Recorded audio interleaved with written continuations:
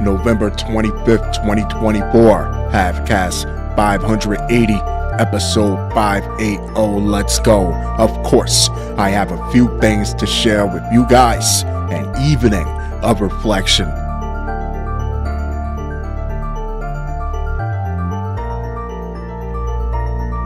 Shall we?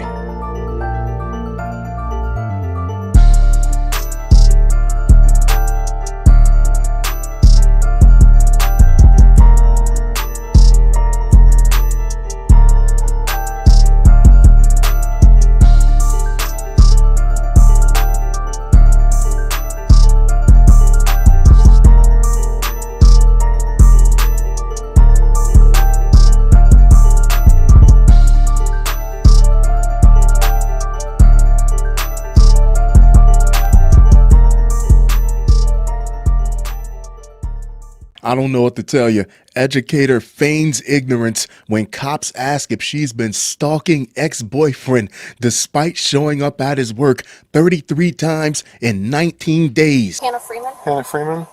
Are you supposed to be up here? Mm-hmm. You are? Were you in his vehicle earlier? Mm-hmm. Well, we got a complaint from him that you were in his vehicle tonight and you're harassing him and stalking him. I mean, I don't know what to tell you. Okay. Did you take some items from him last night? See, ladies, this is how you get your man. This is a master class. How else are you going to know if you're not welcome if you don't show up? Let the law draw the line. But at the end of the day, don't leave any room for you to be able to say that you didn't follow your heart. And when you're being checked into that mental health facility while he's locking all his doors and windows, he's going to say to himself, damn, mom was right. But he'll be thinking of you, though. And that's a win. Cops in Ohio arrested a woman. Really? They didn't try to sell her any drugs first, who was allegedly stalking her ex-boyfriend and stole his wallet to make over $1,000 in Amazon charges on his credit card. Damn. Hannah Freeman, a 27-year-old educator at North Ridgeville City Schools near Cleveland, is facing charges of menacing by stalking and aggravated theft. Court records show body camera and surveillance footage capture Freeman showing up to the school where he worked on November 7th and sitting in her car in the parking lot. Oh, that's so sweet. Because I did date her back in April we probably ended it. She kind of knew passwords to like my accounts and stuff. She's been messing with my accounts. Where did she rack up the charges at? It was all from Amazon. See, ladies, all it takes is a little bit of stealing and stalking to get the relationship jump started, just to nudge it in the right direction. You make out a few gifts to yourself in his name, of course. You tell all your friends how he showers you in affection and how you don't need the call to show up at his job because you're telepathically linked together. You are life mates. Westlake police officers responded to the victim's school. While she claimed her ex-boyfriend had invited her to the school, he said otherwise. No, I didn't. She probably would say that, the victim told cops in a body camera video, which is redacted to conceal his identity. She actually yesterday followed me to my apartment. It's a love story, kids. She actually stole stuff from my car, medications, which I need, my car keys, which I actually was able to get back from her, a laptop, my wallet, and she just ran up a bunch of charges on one of my credit cards. She's like a real girlfriend. Officers went to her car and questioned whether she was supposed to be there. They know she isn't. They're just trying to see what she's going to say.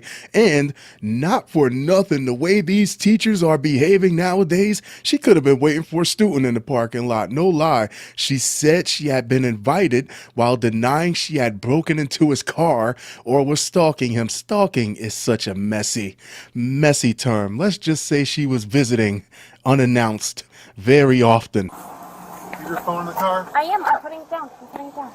Step over here. Putting it down. Do me a favor, turn around, put your hands behind your back. You don't got anything on you, it's going to stick, poke, anything like that? No. Put your hands together like you're praying.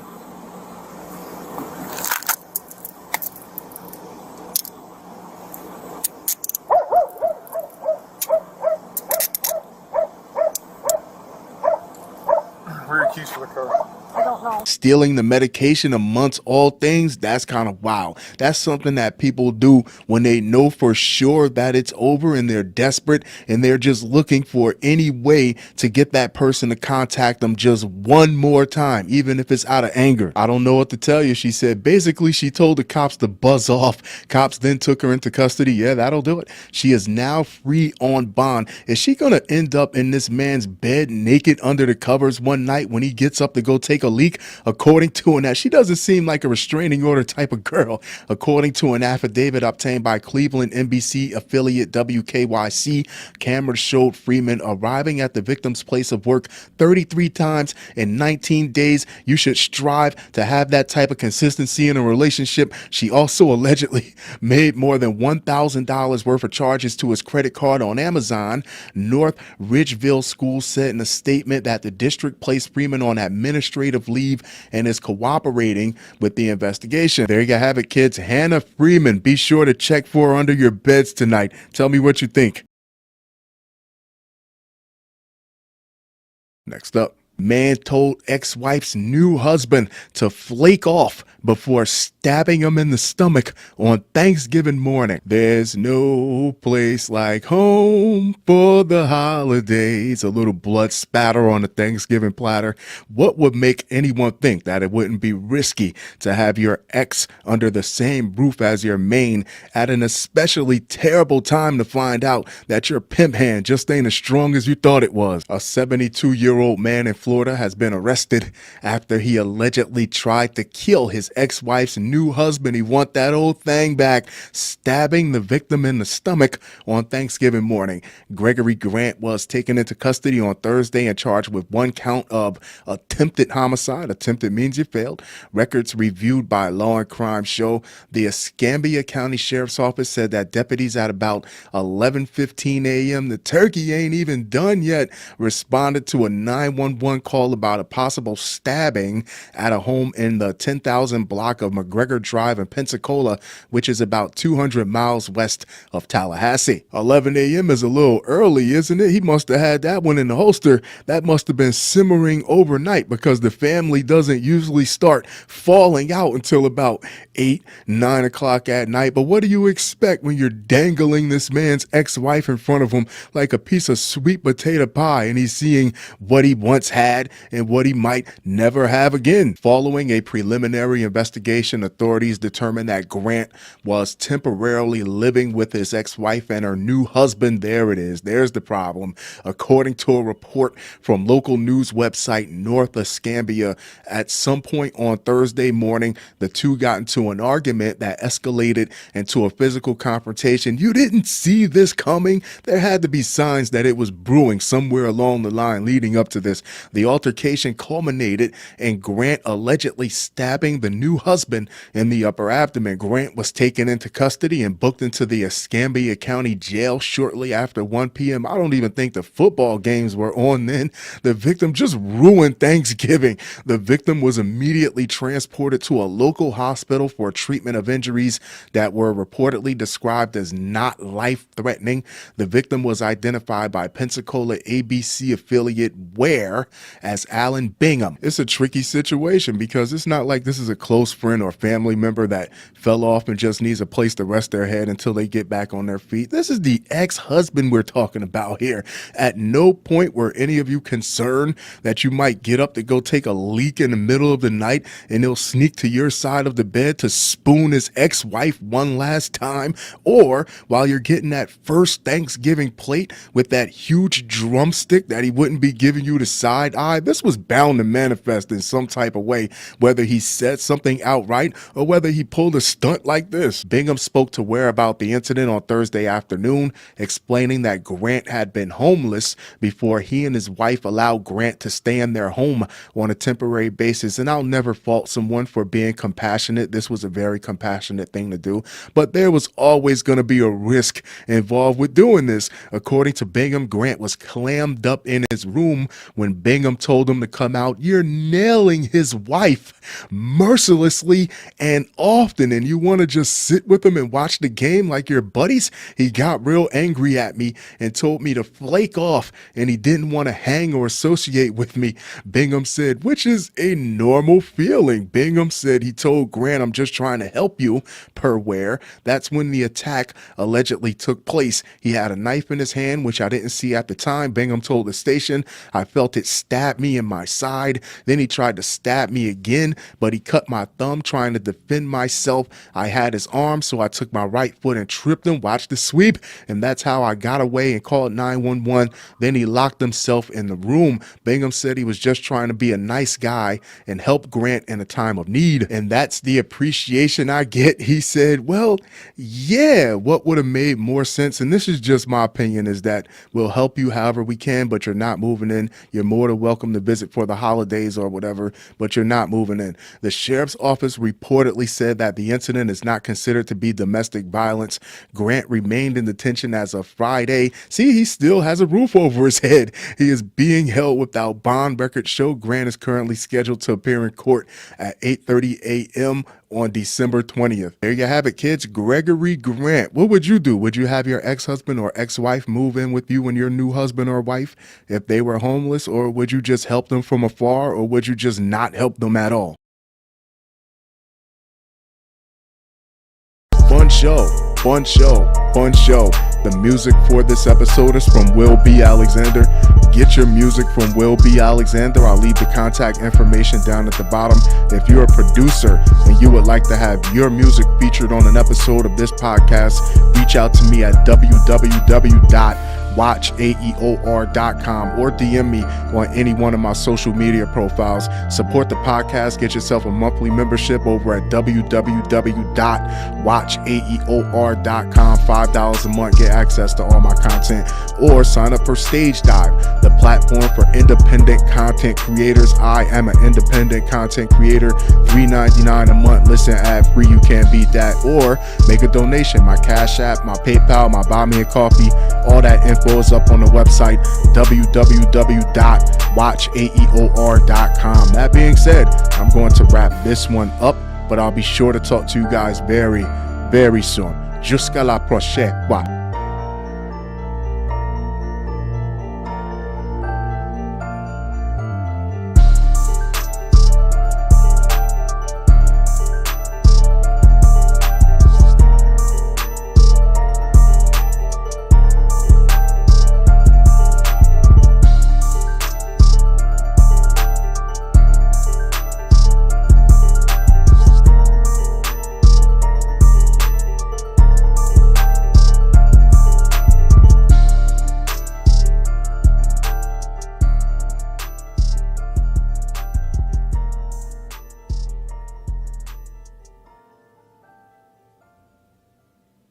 This is a particularly wild situation because it's not like a relative or another family member that fell on hard times and just needs a place to stay until they get back on their feet. We're talking about an ex-husband here under the same roof. Now he's looking at you like, yo, you got my house and you got my woman, and it's around the holidays. You're sitting in the chair that I used to sit in, getting that first plate with the big drum leg. It's going to manifest in some ways, whether it's out front, November 19th, 2024, Halfcast 579, episode 579. Let's go. Of course, I have a few things to share with you guys. An evening of reflection.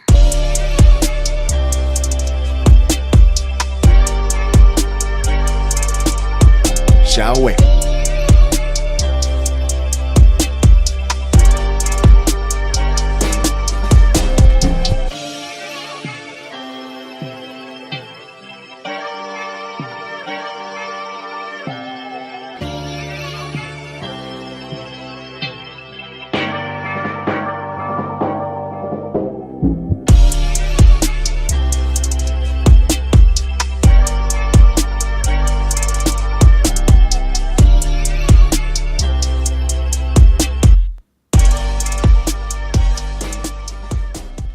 woman tried to credit Botox for looking younger while using mom's ID to get hurricane funds. Police say a city employee spotted that some of the information on the application wasn't adding up, saying Torres appeared to be much younger than the birth date on the application. I believe the employee had asked, had questioned that. Oh, you don't look like the person who is in this information. And Ms. Torres said, oh, it's just my Botox. Oh no, Buki, you don't look younger at all. Don't flatter yourself. You just don't look like your mother. I mean, if Botox did that to your face, then you might be entitled to a cash settlement. Her face looks like what happens to hot dogs when you let them sit in the water for too long. A Florida woman who allegedly attempted means you failed, to use her mother's identity to steal thousands of dollars of hurricane relief funds, tried to claim that she looked younger than her photo ID because she got Botox, fishing for that ego boost like when they card women at the liquor store. Don't worry about it, baby. You look awful. Veronica Torres is out on bail after being arrested and charged with attempting to commit public aid fraud, a third-degree felony. According to the Bradenton Police Department, Torres reportedly applied for financial aid related to hurricanes Helene and Milton, tore their asses up, which barreled through the southeast earlier in the fall. In her application, she apparently claimed that she'd been forced to leave her home due to the damage caused by the hurricanes. Torres was approved for $7,967 in aid by the city of Bradenton's Hurricane Disaster Assistance Program. Police say they were alerted to a public assistance fraud last week when someone applied to the city of Bradenton's Hurricane Disaster Assistance Program. The application that she had provided had stated that she had to relocate out of her home because of hurricane damage. This is the part that I'm not understanding. If little orphan Esther over here went through all that trouble, used their mom's name, actually got cleared to get funds, why didn't she just tell her mom to go down there and pick the check up for her and she'll cut her in? After all, it's Florida. Everyone's down for a good scam or a bad scam. However, when Torres, who is 44 years old, showed up in person to collect her check on November 14th, the city employee who was assisting her noticed that she looked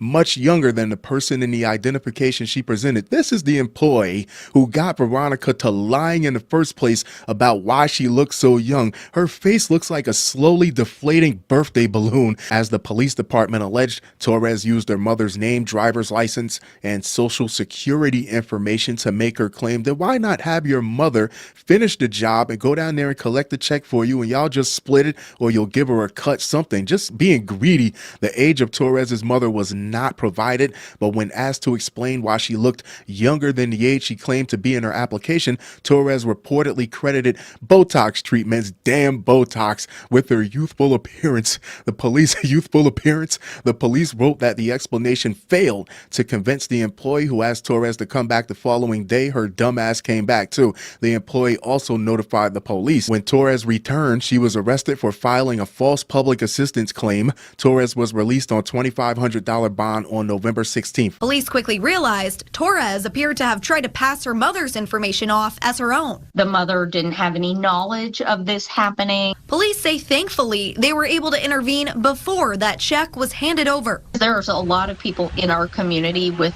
an actual need. Here's a pro tip. If you're scamming and you go somewhere to collect money and they tell you to come back the next day, do not come back the next day. There you have it, kids. Veronica Torres, tell me what you think. Next up, handle the situation. Handle it. Angry wife gets husband to stab and disembowel pizza worker over botched order. Look at them, kids. The lovers. A match made on the short bus. Every night I gotta fight to prove my love. It's pizza. Who cares? It's Virginia pizza. Who really cares? And if you pay attention to the huge words written on the sign over the entrance, it says super fast. What did you think they were doing back there? Paying attention to your order? A woman in Virginia, you're playing around in a Commonwealth state, upset over a botched pizza order got her husband to allegedly stab and disembowel a worker who was arguing with her about it, according to police. Is it really possible to mess up a pizza in a way that you can't fix it within a couple minutes or just make a whole new pizza within 10 minutes? Handle the situation, said Catherine Harper, 45, grown-ass woman, in a phone call with her husband, Corey Harper, 47, grown-ass man, after she got into an argument with a 24-year-old employee at the fast casual pizza chain Mob Pizza. It's pizza. Who cares? You're calling your husband like you're laying a mob hit. Court documents obtained by the local NBC affiliate WAVY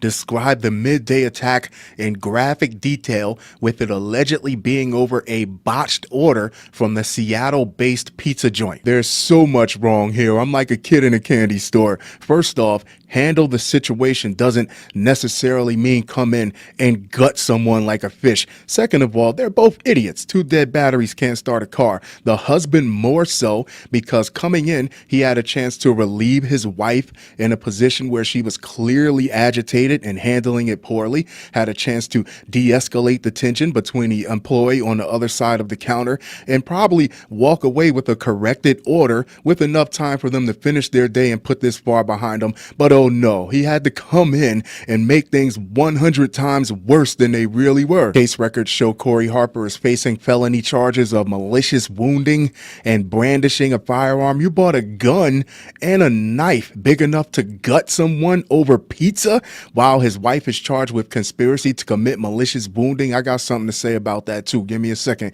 The two of them are due to appear in court again on January 14th. We were dismayed to learn about an argument inside our Norfolk area Lake Wright restaurant involving one of our employees and 2 guests, the chain said. The altercation resulted in one of our mod squad members being hospitalized and the arrest of one of the guests, only one. Please understand this is an active investigation and we are cooperating with the local police. While our team member recuperates in the hospital, we are conducting our due diligence and will make a well thought out decision about this situation. Mod Pizza has zero tolerance for behavior that escalates conflict, whether initiated by a guest or a team member. Mod officials say they're fully cooperating with the Norfolk Police Department in its investigation, and their top priority is creating a fun and inspiring place to work and a great place to eat in wake of the bloodshed, but none of that says anything about making better pizza. If you have a spouse or a partner and you know 110% it's a fact that they do not play about you, all it takes is a phone call or a text message and they will come in and clear something out, they will physically harm someone for you, then this is a terrible situation to put them in over an altercation stemming from pizza. There you have it, kids. Corey and Catherine Harper. Tell me what you think. Fun show, fun show, fun show. The music for this episode is from Taylor Made Beats. Get your music from Taylor Made Beats. I'll leave the contact information down at the bottom. If you're a producer and you would like to have your music featured on an episode of this podcast, reach out to me at www.watchaeor.com or DM me on any one of my social media profiles. Support the podcast. Get yourself a monthly membership over at www.watchaeor.com. Get access to all my content or sign up for Stage Dive, the platform for independent content creators. I am an independent content creator. $3.99 a month. Listen ad-free. You can't beat that. Or make a donation. My Cash App, my PayPal, my Buy Me a Coffee. All that info is up on the website www.watchaeor.com. That being said, I'm going to wrap this one up, but I'll be sure to talk to you guys very, very soon. Jusqu'à la prochaine fois.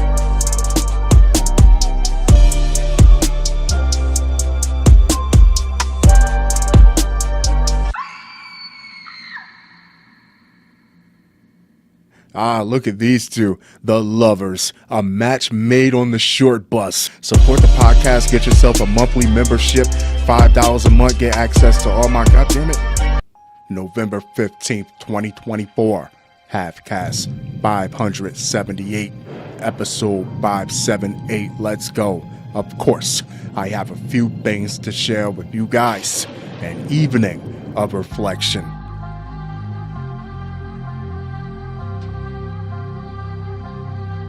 Shall we?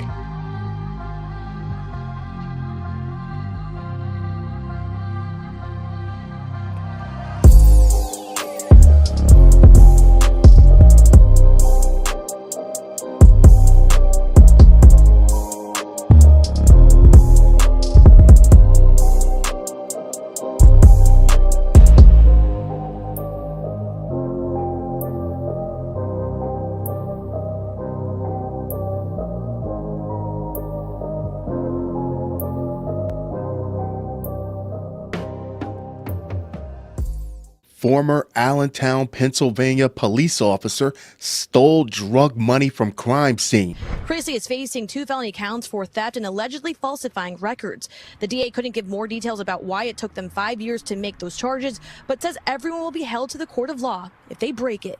Crime is crime, regardless of who commits it. What, no OnlyFans this time? No escorting a female suspect to the back of your cruiser to have sex with her while you're on the clock? It's almost refreshing to know that there are still some traditional crooked cops out there who still adhere to the core values of crooked copdom. A former Allentown police vice officer is accused of stealing over $5,000 in cash. That was evidence in a drug trafficking investigation, authorities said Friday. Now, I don't get nearly enough Allentown stories because Allentown is a complete and total hole. Pennsylvania is full of so many of these crappy, degenerate towns and cities that are basically just a preview of Ohio. Jason Krasley, 47, of Upper Milford Township is charged with theft by unlawful taking, receiving stolen property, and tampering with evidence. Lehigh County District Attorney Gavin Holohan said in a news release, Crime is illegal, even if you're a cop. Lehigh County District Attorney Gavin Holohan says that on May 16, 2019, several Allentown police officers helped execute a search warrant at the Washington Barbershop on Hamilton Street. Items seized in that search included drugs, paraphernalia, and money. The items were seized in the barbershop were related to illegal drug trafficking activities. 40 some odd years old is a hell of a time to decide that you want to start stealing now. So it makes me ask the question, was he always stealing from evidence? And this time he just got greedy, got sloppy, and got caught? $5,000 is one hell of a gamble. Risk your benefits and quite possibly your freedom. According to court documents, investigators claim that an inventory receipt identified $16,000 was found in the ceiling of the barbershop basement that same day. But when the money was recounted, a second inventory receipt indicated only $10,500 was seized. The missing $5,500 was never accounted for. The money recovered from the search warrant was logged in at the $10,500 amount. According to court documents, Krasley asked for the keys to the van where the money was stored when they got to a second search warrant location to take off his tactical vest. Joel Meffert was the Columbus, Ohio cop that just pled guilty a few months ago to drug trafficking. What he was doing was he wasn't playing around with evidence after it was submitted to evidence. He would go to these places and steal the bricks of cocaine or whatever it was and put it back on the streets before the boys even raided. So there would never be any discrepancies with the paperwork. Either that or he would get his hands on X amount of bricks or X amount of whatever, and he would take his off the top and put it back on the streets before it was submitted to evidence. So there was never any discrepancy with the paperwork. I'm not trying to show crooked cops how to be crooked cops. I'm just pointing out nuances in technique. Allentown police issued a statement on the arrest Friday and identified Krasley as a former officer. The Allentown Police Department advised they consulted with the Lehigh County District Attorney's Office when it was reported in 2019. Why 5 years though? Maybe almost 6 years. This resulted in an internal and criminal investigation into the matter at that time. A 5-year criminal investigation for $5,500. The Allentown Police Department, he definitely had to steal more money than this. They're slow as molasses. The Allentown Police Department corroborated regarding this incident and again in 2024, where it was revisited by the Lehigh County District Attorney's Office through the investigative grand jury process. The statement read, "The Allentown Police Department takes all complaints, either internal or external, seriously and conducts full and thorough investigations related to the same." The statement continued. Now, we reached out to Crasley and his attorney this morning. We have not heard back. He is due back in court for a preliminary hearing on December 5th. And we also did find out that he's facing other charges in another case for allegedly harassing a real estate appraiser in the summer. There you have it, kids. Former Allentown police officer Jason Crasley. Do you think this was his first time stealing, or do you think this was his first time getting caught? Next up, Florida man should have hid his cocaine before calling deputies to report a break-in and battery. I mean, look at this guy. Is there any real shock that they found cocaine in his crib? The only real surprise should be that he didn't show up to the door with the pipe in his mouth already, hanging off of his lips like a Newport 100. A Florida man and a teenager were arrested following a burglary and battery in Frostproof, according to Polk County Sheriff Grady Judd. Grady Judd is policing an idiot soup, and you just have to have a sense of humor to get through it. I applaud him for that. A group of juveniles have been aggravating and harassing 54-year-old Everett Brown. I'm not going to hold you. I think this is funny as hell. Them kids won't leave him alone while he's in there trying to get high. Do you have any idea how erratic and paranoid a crackhead can get? He probably thought that red broom handle was the devil's tail coming to snatch him up. It's a damn shame these kids don't have anything better to do than to antagonize the neighborhood smoker. Brown called the sheriff's office and deputies went out to investigate. Judd said while deputies were investigating and processing the scene, they saw Brown's cocaine and paraphernalia in plain view in the house. What, you don't leave your coke out for company? I thought it was common courtesy. Everett forgot to hide his cocaine before he had us investigate the crime. He was just trying to get high and watch the ball game. Goodness. So he went to jail for possession of cocaine and paraphernalia. Judd explained, "I told you, you can't make this up." Judd added that the 14-year-old confessed to breaking into Brown's home and hitting him. He was charged with burglary and battery. I mean, this is Florida. He could have shot that young boy. A lot of people have gotten shot for a whole lot less than this. It could have been way worse. Everett Brown, tell me what you think.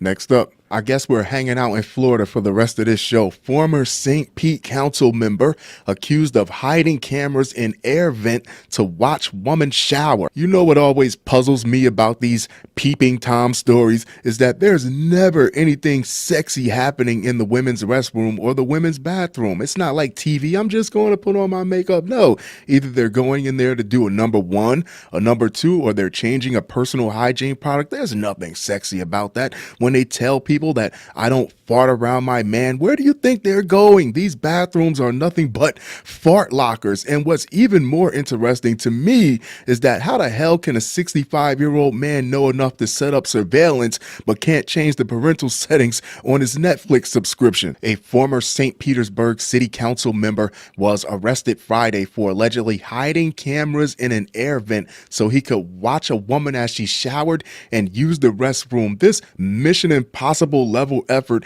is so unnecessary. There are literally millions of women online right now as I speak that just want someone to watch them while they do this for free. An arrest affidavit shows 64-year-old Jeffrey Ronald Danner was taken into custody at his home in St. Petersburg on Friday, November 15th for one count of digital voyeurism. Digital voyeurism is a wild charge to have on your resume. I mean, look at him. He looks like he did exactly what they accused him of doing, being an elderly blonde-haired pervert. The woman told investigators with the St. Petersburg Police Department that she noticed something unusual while she was in the shower at Danner's residence. The two had reportedly known each other beforehand, and she was temporarily staying at his home. That's why he was so nice to her. So you don't know if he had the cameras there the whole time, or if one day he said he had to go to Home Depot. Now all of a sudden you're realizing something is strange. According to the woman, there appeared to be multiple cameras in the air vent. in the bathroom, with one pointing directly toward the shower and the other toward the toilet. If you've ever been in a relationship or any situation where you've seen a woman shower before, she's not twerking in the shower. She's not doing Swan Lake in the shower. She's just like the rest of us. She's trying her best not to slip and crack her head open. The woman took pictures of the cameras and showed them to police as evidence. She also shared a text conversation with investigators in which she confronted Danner over the cameras. "You filthy bastard." In the arrest affidavit, officers said Danner responded to the woman with a text message claiming he never connected the cameras after realizing how stupid and perverted it was. You don't say. Me personally, I don't believe a word that comes out of his old ass mouth. Those cameras were hot, those cameras were rolling, and those cameras were live. If you felt so bad about it, why did you leave them in? Detectives worked with the woman to conduct a controlled phone call in which they said Danner admitted to placing the cameras in the bathroom, "You nasty buzzard," then apologized and told her it was a stupid idea. Yes, it was. Danner previously served as St. Petersburg's District 8 City Council member. However, he reportedly lost his bid for re-election in 2021 to Richie Floyd. Records show Danner was booked into jail without bond. Yeah, you like to see people shower. You're going to see a lot of people showering. There you have it, kids. Jeffrey Ronald Danner. Do you think the cameras were on, or do you think he didn't have them hooked up? Fun show, fun show, fun show. The music for this episode is from Taylor Made Beats. Get your music from Taylor Made Beats. I'll leave the contact information down at the bottom. If you're a producer and you would like to have your music featured on an episode of this podcast, reach out to me at www.watchaeor.com or DM me on any one of my social media profiles. Support the podcast. Get yourself a monthly membership over at www.watchaeor.com. Get access to all my content or sign up for Stage Dive, the platform for independent content creators. I am an independent content creator, $3.99 a month. Listen ad-free, you can't beat that. Or make a donation. My Cash App, my PayPal, my Buy Me a Coffee. All that info is up on the website, www.watchaeor.com. That being said, I'm going to wrap this one up, but I'll be sure to talk to you guys very, very soon. Jusqu'à la prochaine.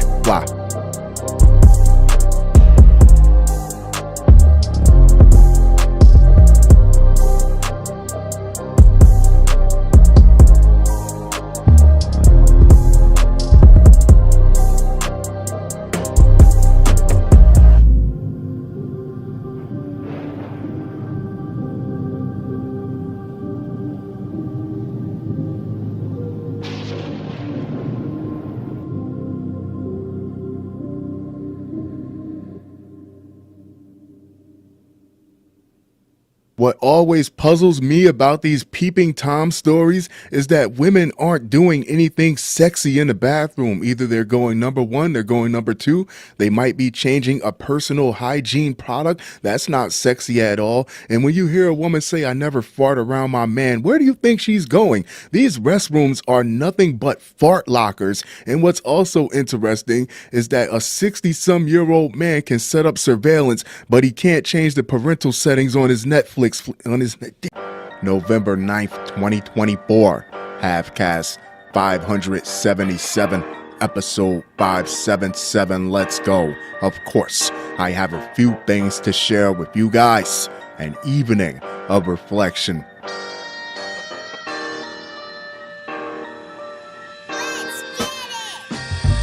Shall we?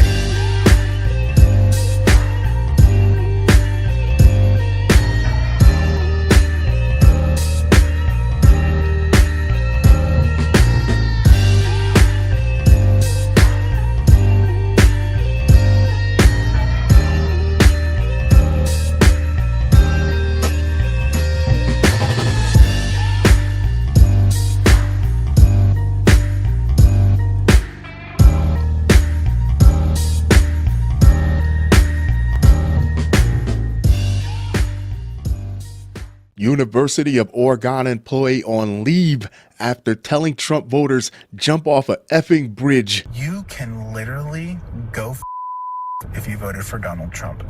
If you are so sad about your groceries being expensive, get a better paying job.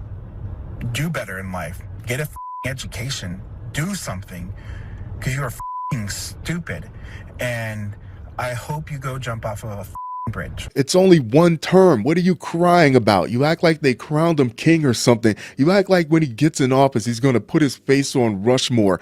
4 years is not a very long time at all. Think about it. In 2 years, his own party is going to be looking past him and trying to figure out who's going to be the next person in line to step up as a presidential candidate. But there is one constant, that no matter who sits in the White House, you're going to have to get up in the morning, put your pants on one leg at a time, take your ass out there and be a productive member of society. And you can only hope that every president that comes in leaves the country just a little bit better off than it was before they got there. On Thursday, a Greek life administrator, he's in charge of fraternities and sororities at the University of Oregon, Go Ducks, is on leave after posting an offensive reaction to the results of the election. It's only one term. Suck it up, Buttercup. You can literally go F yourself if you voted for Donald Trump. If you are so sad about your groceries being expensive, get a better effing paying job. Do better for yourself. Get a effing education because you're effing stupid, and I hope you go jump off an effing bridge. The Ducks Fraternity and Sorority Life Assistant Director Leonard Serrato posted that rant mocking Trump supporters on his Instagram story. He has since been placed on paid administrative leave, and the video is no longer online. Let me see if I'm understanding this correctly here. He called himself dunking on people who voted for Trump because they figured that a vote for him would put them in a better position to feed their families and support their families, which is probably the best or only reason to vote for any president, Republican or Democrat. Now I got a question. How many kids in these fraternities and sororities that he's overseeing have parents that are blue collar workers trying to put their kids through school that voted for Trump for the same exact reason that he dunked on them for? The university was quick to condemn the comments, issuing a statement saying it, quote, finds these statements made in the video abhorrent and not in alignment with our values or mission. We opened an investigation and are reviewing the matter under university policies and the individual's role as a public employee. As a public university, we take our duty seriously to provide an environment that welcomes diversity of thought and respect in alignment with our education mission. Is this what people want? Is this what the American people really want, to be able to whine like a bunch of pussy children that didn't get their way whenever their guy doesn't win, whenever their girl doesn't win, want to set fire to ballot boxes, send threats? Just a couple days ago, 3 women in Miami were shot over a political discussion. A political discussion? Do you really want to have consequences hanging over your head that far exceed any one president's term? Is that what you really want? It's also gotten national attention, with Donald Trump Jr. responding to a repost of the video saying it's disgusting but not surprising that an employee at a state university would speak this way about more than half of the country. This is what I found particularly interesting about this article. Previously, Serrato has been a public speaker teaching students the downfalls of hazing culture, as well as a campus advisor for fraternity and sorority life at Sonoma State. He also served as an assistant director of sorority and fraternity life at Indiana University. In 2014, Serrato spent 3 months in jail after bringing alcohol to an underage party at Fresno State, where another student died in a fraternity hazing incident. Serrato was an undergrad at the time of that 2012 incident. There you have it, kids. Leonard Serrato. Tell me what you think. Next up, Florida's Operation Skin So Soft.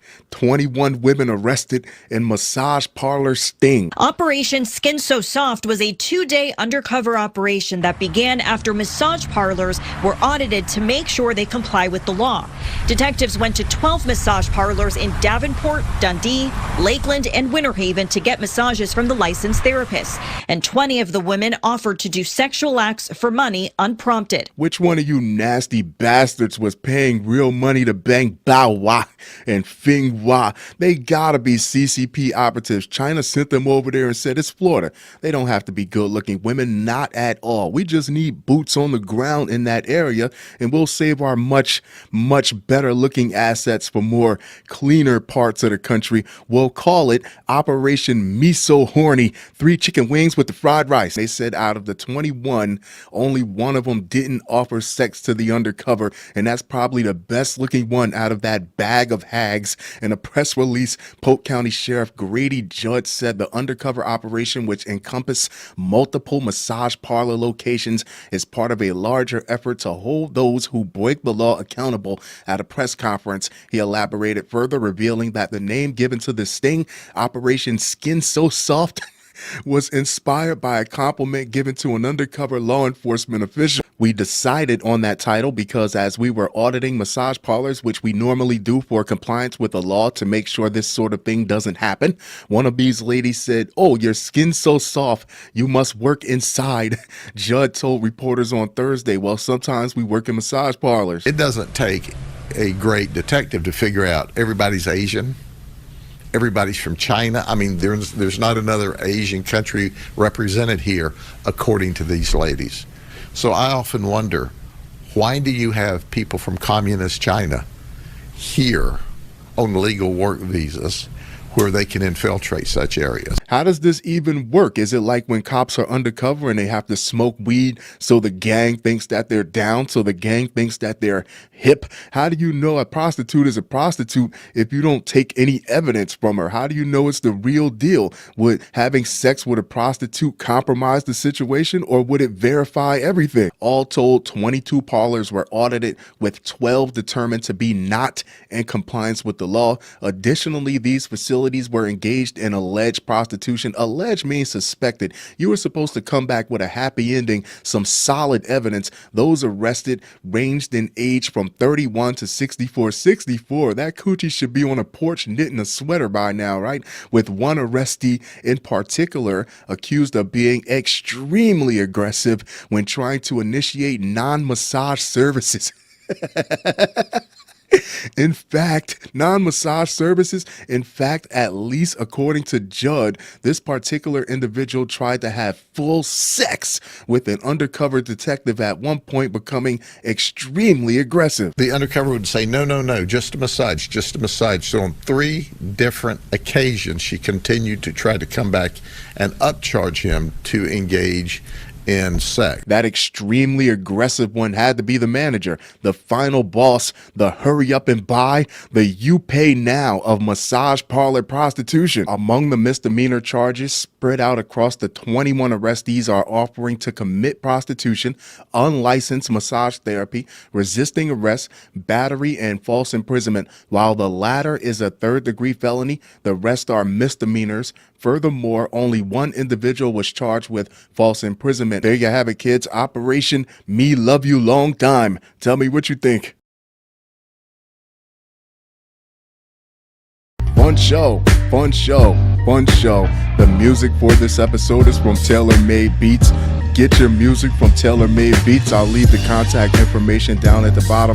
If you're a producer and you would like to have your music featured on an episode of this podcast, reach out to me at www.watchaeor.com or DM me on any one of my social media profiles. Support the podcast. Get yourself a monthly membership, $5 a month, over at www.watchaeor.com, or sign up for Stage Dive, the platform for independent content creators.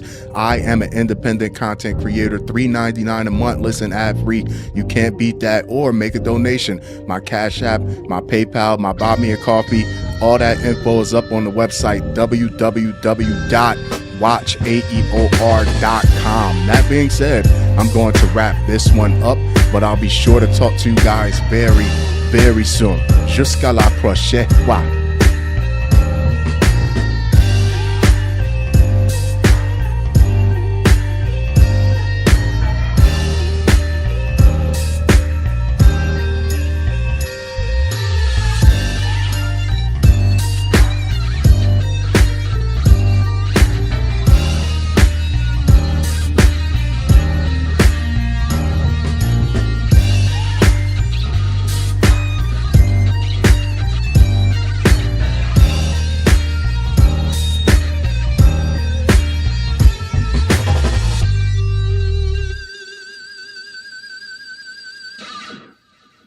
Which one of you nasty bastards was paying real money to bang Bao Hua and Fing Hua? They gotta be CCP operatives. China said, hey, we just need to send some women over. They don't need to be good looking. Not at all. We'll save our much better looking assets for better looking parts of the country. We'll call it Operation Miso Horny, 3 chicken wings with the fried rice. November 2nd, 2024. Halfcast 576, episode 576. Let's go. Of course, I have a few things to share with you guys. An evening of reflection. Shall we?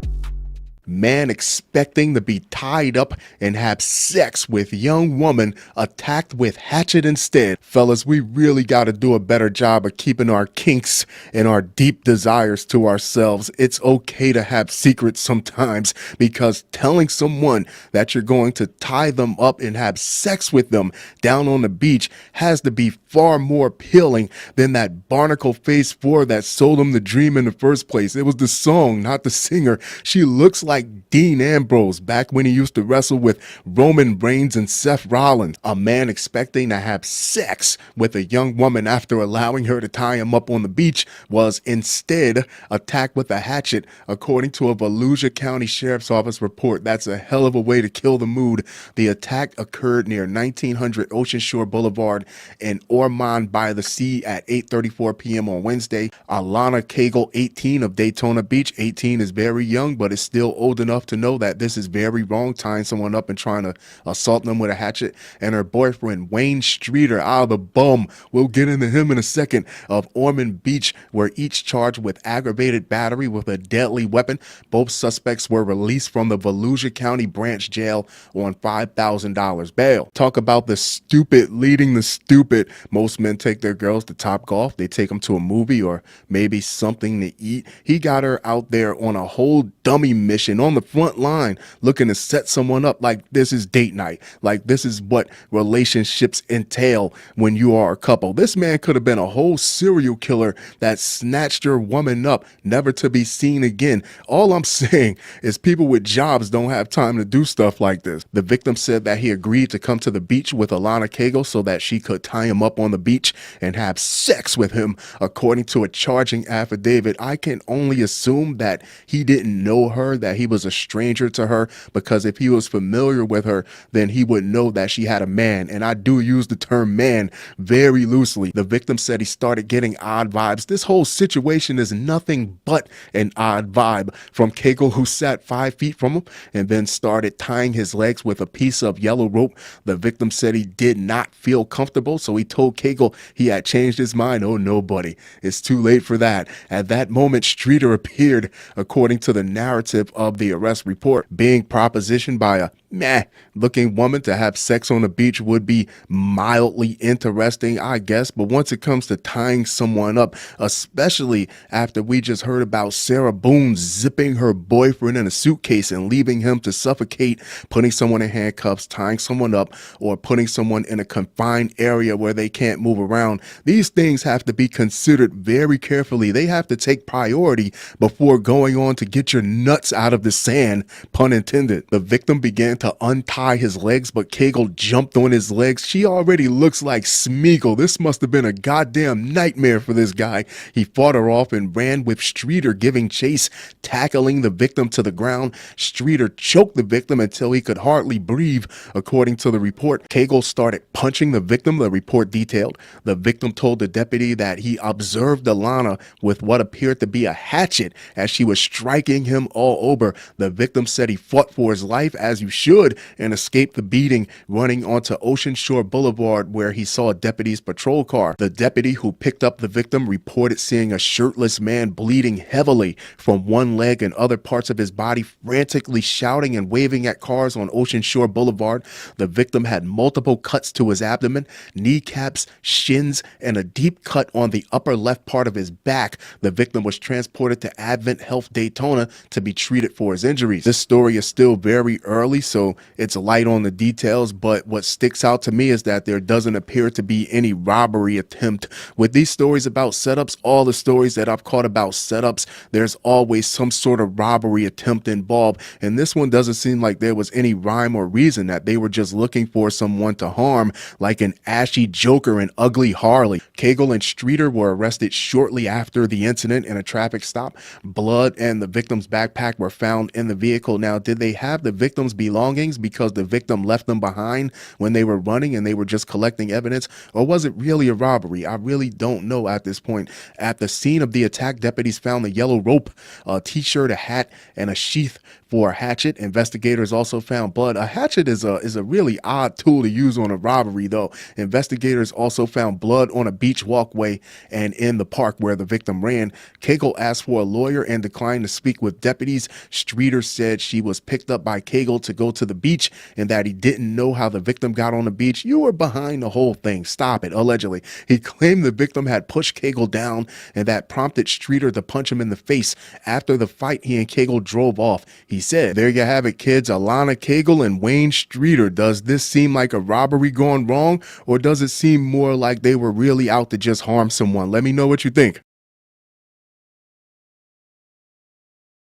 Next up, casino cafe manager offers employee raise to murder romantic rival after girlfriend dumped him for ex-husband. Wait a minute, what do you mean raise? A raise means I would still have to come to work in that bumpkin casino after I just murdered someone for you? It's not even like he was the casino manager. He was a casino cafe manager. So that means after I just killed someone for you, I would still have to go to work the next day and work the panini presses. A federal judge in Kentucky sentenced a man to 40 years. In 40 years, you can have 40 girlfriends, but this is what you chose: in prison for orchestrating the murder of his girlfriend's ex-husband after she decided to return to her spouse. Records show Freddie Gonzalez, 40, pleaded guilty to possessing a firearm as part of a conspiracy to commit murder for hire in the death of 43-year-old Brian Russell in Franklin, located in the southern part of the Bluegrass State.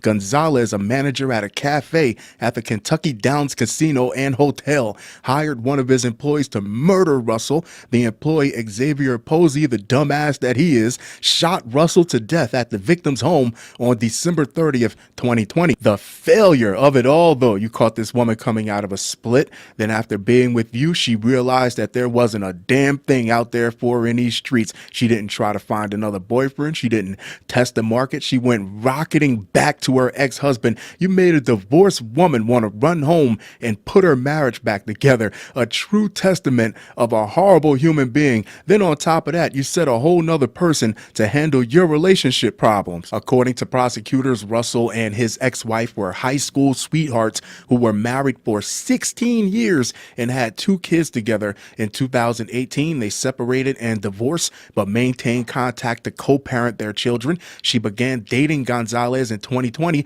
but broke it off after about 8 months. The grass ain't always greener, is it, sweetheart? Gonzalez continued to pine for the woman as she went, pine is a funny word, as she went back and forth between him and Russell. During this time, Gonzalez obsessively stalked the woman, prosecutors said in a sentencing memorandum. He deluged her with text messages, surreptitiously placed a digital tracking device on her car. Damn, no wonder she left him. Surveilled her and staged random encounters with her, prosecutors wrote. I mean, he had crazy timing with that woman. They were together through high school, got out of high school, and were married for 16 years with 2 kids, you should have already known that that man was never going to be out of her life. He was going to be a cornerstone in her life, and she was always going to have deep, sincere feelings for him. You forgot your station. There was always going to be a possibility on the table that they would start talking again to reconcile their differences. Ultimately, she decided to go back to her ex-husband in mid-December 2020, Fed said, and honestly, I think that it was a win for him that she even stayed with him for 8 months, stayed with him for that long before she decided to start heading on back to her ex-husband. But apparently he didn't see it that way. And enraged, Gonzalez told Russell he had a gun and threatened to kill him. Per prosecutors, Gonzalez then concocted a scheme to murder Russell. He offered Posey, his dumbass, $2,000, a pickup truck plus a raise at the cafe to kill Russell. A raise so I still have to come to work after I kill someone for you? After Posey agreed, prosecutors say Gonzalez gave him the murder weapon. Gonzalez also showed Posey where Russell lived, sketched a map of the victim's home, and included the address. According to prosecutors, Posey and Gonzalez exchanged text messages that discussed cleaning the kitchen, which was code for carrying out the murder. How covert. Officers from the Franklin Police Department responded to a shots fired call and found Russell suffering from gunshot wounds, sweating profusely and struggling to breathe and begging for help. Feds wrote paramedics rushed Russell to the hospital where doctors pronounced him dead. Later that day, Posey texted Russell, "Posey, did I not clean it good enough?" These are two idiots. They act like nobody's going to be able to figure out what they're talking about. Gonzalez, "I haven't heard from anyone. It was clean B sheep." What? Gonzalez, "Did you clean the hoods up there?" Posey, "Definitely did, but you can check when I get back to work." Let me see if I got this straight here. You murdered a man in cold blood over a relationship issue that had absolutely nothing to do with you at all, over a promise of money that you won't be able to spend, over a promise of a truck that you won't be able to drive, and over a promise of a raise that you won't see because you'll be too busy pressing paninis in prison. The duo then disassembled the weapon and disposed of it in the Barron River, prosecutors said. After receiving his Miranda warnings, Gonzalez denied to detectives that he had anything to do with Russell's death, but after cops found the tracking device in the woman's car, they arrested him for stalking. While in jail, Gonzalez made a phone call where he asked, yeah, those Apple AirTags, I guess they track both ways, right? While in jail, Gonzalez made a phone call where he asked the person on the other line to remind Posey that all they talked about was cleaning the cafe. Prosecutors wrote, just further incriminating yourself. Cops arrested Posey on January 9th, 2021 on outstanding warrants. That's when they found Gonzalez's hand-drawn map of Russell's home. They also uncovered the text messages between Gonzalez and Posey. Feds indicted the duo in May 2021 to arrange for Mr. Posey to walk up to Mr. Russell's house, knock on his door, and murder him in cold blood. It's truly the most outrageous, unimaginable crime I can think of, U.S. District Court Chief Judge Greg Stivers said. For his part, what do you mean his part? Without his part, none of this ever happens. Gonzalez apologized for the hurt he caused. That means nothing. To Brian's family, I am ashamed to no end at the pain and suffering I put you in because of my jealousy and desperation, Gonzalez reportedly said. Burn. Russell's son, see, they have to be nice about these things. I don't. Russell's son also made a victim impact statement. I lost my best friend and my first baseball coach, Russell's son reportedly said. He raised me to be the person I am today, to take care of my family. The day I found out my father passed, my happiness was gone. Stivers on Tuesday sentenced Posey, who also pleaded guilty, to 35 years in prison. There you have it, kids. Freddie Gonzalez and Xavier Posey, two pieces of human garbage. Tell me what you think. Fun show, fun show, fun show. The music for this episode is from Taylor Made Beats. Get your music from Taylor Made Beats. I'll leave the contact information down at the bottom. If you're a producer and you would like to have your music featured on an episode of this podcast, reach out to me at www.watchaeor.com or DM me on any one of my social media profiles. Support the podcast. Get yourself a monthly membership, $5 a month. Get access to all my content over at www.watchaeor.com or sign up for Stage Dive, the platform for independent content creators. I am an independent content creator. $3.99 a month. You can listen ad free. You can't beat that. Or make a donation. My Cash App, my PayPal, my Buy Me a Coffee. All that information is up on the website, www.watchaeor.com. That being said, I'm going to wrap this one up, but I'll be sure to talk to you guys very, very soon. Jusqu'à la prochaine. Wow.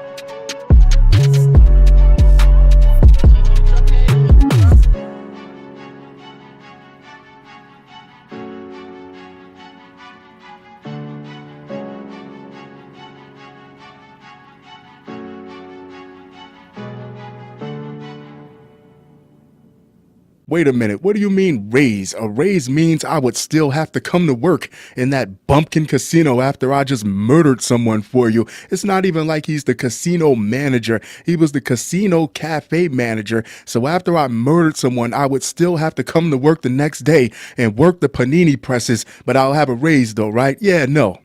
October 29th, 2024, Halfcast 575, episode 575. Let's go. Of course, I have a few things to share with you guys. An evening of reflection.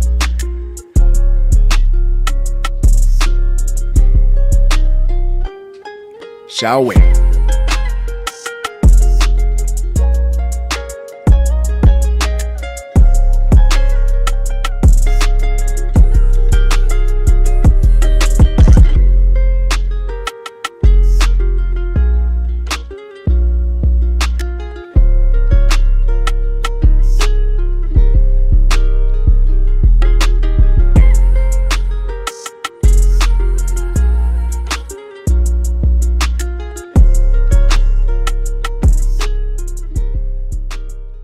Florida woman accused of zipping boyfriend in suitcase and leaving him to suffocate found guilty of murder. Gee, what a shock. Now, Sarah Boone, she didn't show much emotion on her face at all once they read the verdict. So this follows a 10-day trial. 47-year-old Sarah Boone has been found guilty of second-degree murder of her boyfriend, 42-year-old George Torres. Whatever happened to Netflix and chill? That was going so good for us. Now all of a sudden you're pushing to play this game. Okay, let's play the game that I want to play. Let's play hide and hoc toi. Let's play hide and bring your sexy friend over. Let's play hide and cook me up a steak, because I am not cramming myself into some sealable bag like an inbred carnival contortionist. Oh, I promise you, there would have never been a murder trial. There would have been a domestic call for me cursing her ass out way before there would have been a call to investigate a crime scene. A Florida woman accused of zipping her boyfriend in a suitcase and leaving him in there to suffocate was found guilty of murder on Friday. That's a horrible way to go out, 4 years after what she had initially described to authorities as a case of drunken hide and seek gone wrong. Doesn't that defeat the purpose of hide and seek if you know where the person is hiding, if you're actually helping the person hide? Sarah Boone was convicted by an Orange County jury of second-degree murder in the February 2020 death of George Torres Jr., court records show. Torres was found dead in their Winter Park apartment after Boone said she zipped him into a suitcase during a game of hide and seek, and that in itself sounds sketchy as hell. The Orange County Sheriff's Office said in a report at the time, Boone said she thought it was funny, it was not funny, and that the pair had allegedly been drinking alcohol. 2 videos were introduced from her where he was begging for his life, and a horrific turn of events. And she didn't try to let him out. She didn't do anything to help him. She just went upstairs and went to sleep. I mean, handcuffs are a little bit different because at least you can breathe, but it still comes down to a trust factor where you really don't know if someone is rocking with you like that until you're in that position. And apparently she wasn't really rocking with him like that. Hey, babe, you gonna let me out or what? I gotta go to the bathroom, babe. Ollie, Ollie, oxen free, babe. Ollie, Ollie, oxen free. She said that she had gone upstairs and passed out. How convenient. And when she woke up, she realized Torres was still inside the suitcase. I don't believe anything she said. Torres. When she unzipped it, Torres was unresponsive. Now, we know they can tell exactly how much alcohol was in his system at the time of death, but I would like to know what they found when they looked into how much she had to drink when all this was going on, because you know they looked into that too. Boone testified at her trial, telling the court that the two had been drinking outside their apartment, and when she went inside, she assumed they would be going to bed, but Torres allegedly settled himself into a large suitcase. That sounds extremely weird, even for someone who's drunk, but then again, it's her story, and the other person who knows what happened is not with us anymore, right? In my head, I said, oh man, we're obviously not going to be going to sleep anytime soon. And then as soon as she said that, she zipped him in a suitcase, went upstairs and passed out as she said she did. And I walked over and he was trying to get himself flat so that I couldn't tell he was in there. She said, Boone told the court, I just kind of zipped him up. We thought it was funny. There was nothing funny. And we're joking about how he was small enough to fit inside the suitcase. Me personally, I don't believe there was ever a game of hide and seek. I didn't believe it then. I still don't believe it now. I believe that she sat there and watched him get drunk enough, just biding her time for him to become more manageable until she could lead him into that suitcase and zip it up. She said she moved it around a little bit while Torres was still inside the suitcase. We were joking and laughing about it, she said. Boone said at one point, the phrase at one point means he's already been in there for way too long. What do you mean he's still in the suitcase for you to be able to say at one point? The suitcase fell over and she decided that she would talk to him about his alleged abusive behavior. And that's why I don't believe there were ever any games involved, because now you want to talk about our relationship problems once I'm subdued. She also pulled out her cell phone and began videotaping. She told the court. In the video clips, Boone allegedly mocked Torres as he begged for help. NBC affiliate WESH of Daytona reported she could heard on the clips telling him, that is for everything you've done to me. When Torres said he couldn't breathe, Boone said, that's on you. Oh, that's what I feel like when you choke on me, the news station reported. God damn, how is this not first degree murder? Boone testified that Torres's tone changed while he was in the suitcase and the two began arguing. She claimed Torres died after he put himself in a suitcase while playing a game of hide and seek. The jury was shown a video recorded by Sarah where Torres appears to be in the suitcase telling her he can't breathe. The jury was also shown pictures of injuries Boone says she suffered as part of ongoing spousal abuse. There's no way you can tell me that she didn't set this up. She made sure he got a few in him so he'll be a little bit more manageable, got him into a terrible situation, got him into a jam basically, and then sprung this BS argument on him out of nowhere. There was never any game. Boone testified that Torres's tone changed while he was in the suitcase and the two began arguing. Honestly, my tone would have changed too. Get me the hell out of here. The things that he was saying very much frightened me, cursing at me and threatening me. I would have been saying some things too. She told the court it got very heated very quickly and tell me that's why you zipped them in a suitcase so you can get it all off your chest and not have to worry about any repercussions. That makes a lot more sense than some stupid game of hide and seek. Boone said Torres began pushing on the suitcase and she feared he would get out. After he was able to get a hand out of the suitcase, she hit his hand with a baseball bat until he put it back inside. That's telling me that you wanted him to stay in there. She told the court that she went upstairs and fell asleep. When she woke up, she assumed Torres had left the apartment, and then she saw the suitcase and remembered about the night prior. The state said that Boone was not in imminent danger when she refused to unzip the suitcase. According to WESH, prosecutors said Boone killed her boyfriend because she felt he deserved to die because of his past actions. She is expected to be sentenced on December 2nd. There you have it, kids. Sarah Boone. Me personally, I think it should be murder one. What do you think?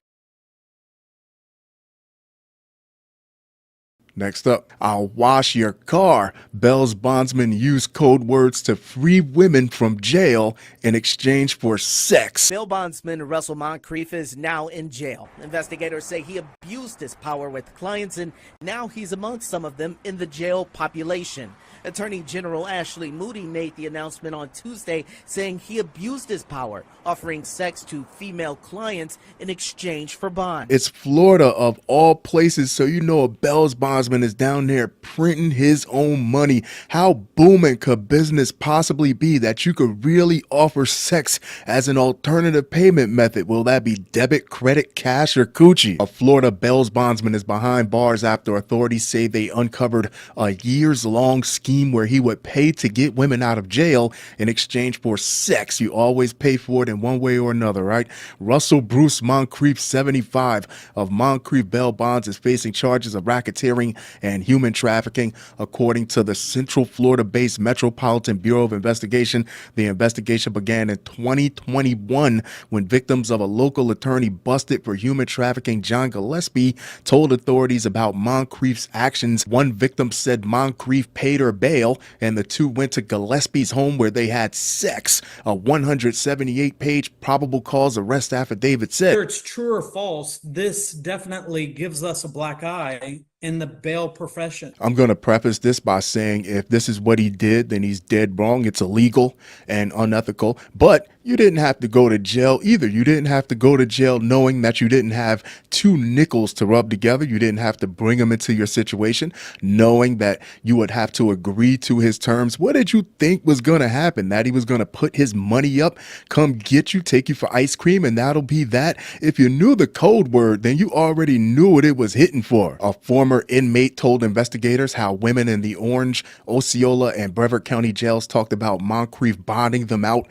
for sexual favors. It was so well known that the women would use certain phrases with Moncrief, such as "I'll wash your car" or "I'll clean your house." That was code for them offering sex to him, the affidavit said. Almost all of the women were vulnerable, and Moncrief took advantage of that, detectives allege. "I just want to get out," one victim said. "I'll wash your car, I'll lick your eyebrows, and you don't know what this entails. I'll do whatever favors you need me to do," one said, according to the affidavit, and Moncrief is going to take you up on that. Many of the women were addicted to drugs or involved in prostitution, cops wrote. Moncrief allegedly would pay their bail and then take them to one of his homes or offices where they would have sex. If the women refused, Moncrief would have their bond revoked. Cops say Moncrief is a goddamn savage. That's the only word to describe it, but a deal is a deal. The majority of phone calls he receives from inmates are females desperate to get out of jail, cops wrote. They said his personal cell phone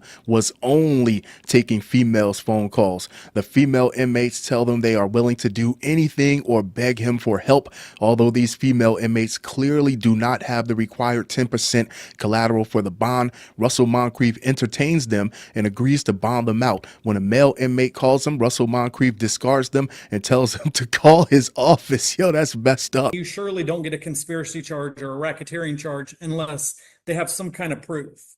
The Attorney General says if convicted, Moncrief faces up to 125 years in prison. What makes me curious is how is he always the go-to guy when you know how he gets down? And if you have multiple bail bondsmen in the area and you burn one, if you skip out on bail for one, they can flag you and share that information with the other bail bondsmen. Maybe he's the only one that would come get these people. You don't have 10%, no problem. You don't have a cosigner, no problem. We take coochie as collateral. Per the affidavit, law enforcement was first alerted to Moncrief's alleged crimes as far back as 2011. Good God. The Florida Department of Law Enforcement, FDLE, received a tip from a fellow bondsman, oh, he's no fellow at all, who said he heard from clients that Moncrief would loiter in the parking lot of the Orange County Jail and solicit females for oral sex in exchange for bonds.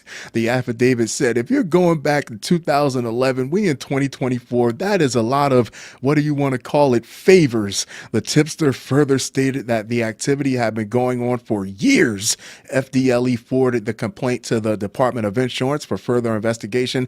It's not clear what became of that investigation. Investigators also say they've caught Moncrief in the act with women at motels, restaurants, and other places in public before allegedly crossing the line with his clients. That definitely sounds like one of his bail bonds competitors saw how he was getting it and rang the bell on him. I mean, it's Florida. There's more than enough criminals for everybody. The defendant used his position as a bail bondsman to prey on women in the criminal justice system. Bang bang. After bailing his victims out of jail, he continued to use his power over them to sell the women for sex to others for his own financial gain. Now that's dead wrong. I joke, but this is very wrong.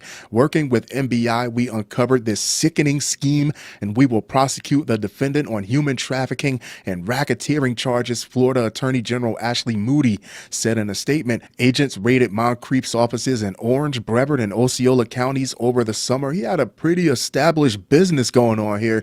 They also tapped his phone and conducted surveillance on him. The affidavit said cops arrested him Tuesday and took him to the Seminole County Jail, where he remains without bond. And that's insane that a bail bondsman can't bond out. There you have it, kids. Russell Moncrief making Punani valuable again. Tell me what you think. Fun show, fun show, fun show. The music for this episode is from Progression Music. Get your beats from Progression Music. I'll leave the contact information down at the bottom.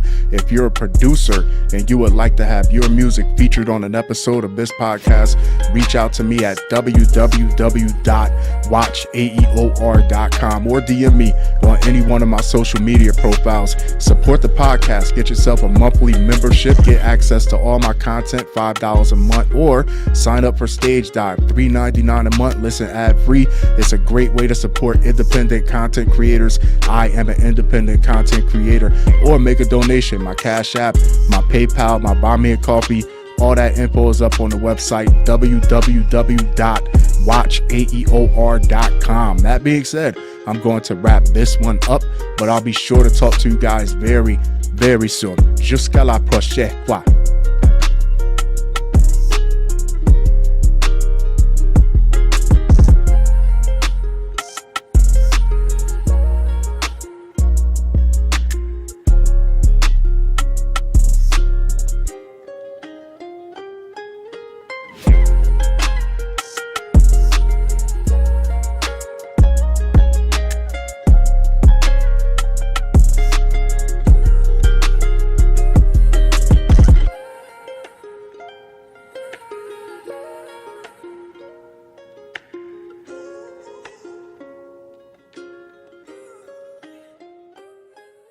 It's Florida of all places, so you know Bail Bondsman is down there printing his own money. How booming could business possibly be that you could really offer sex as an alternative payment method? Will that be debit, credit, cash, or coochie? October 29th, 2024, Halfcast 575, episode 575. Let's go. Of course, I have a few things to share with you guys. An evening of reflection.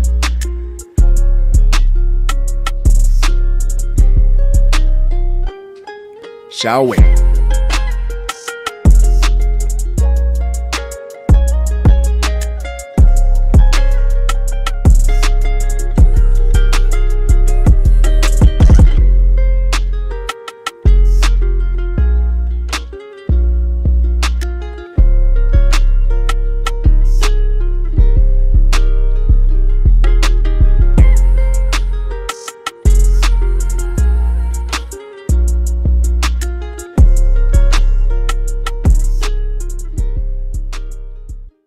October 24th, 2024, Halfcast 574, episode 574. Let's go. Of course, I have a few things to share with you guys. An evening of reflection. Shall we?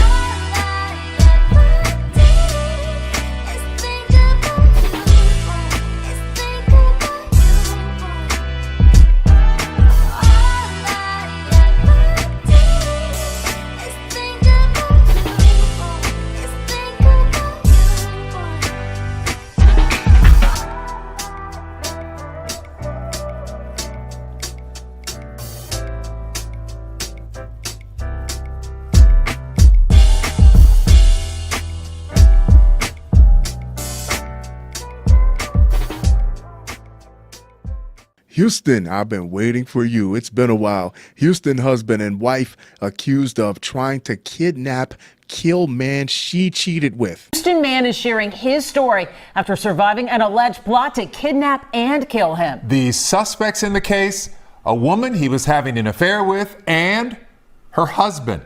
Matt Doherty has all the details of how the alleged plot unfolded.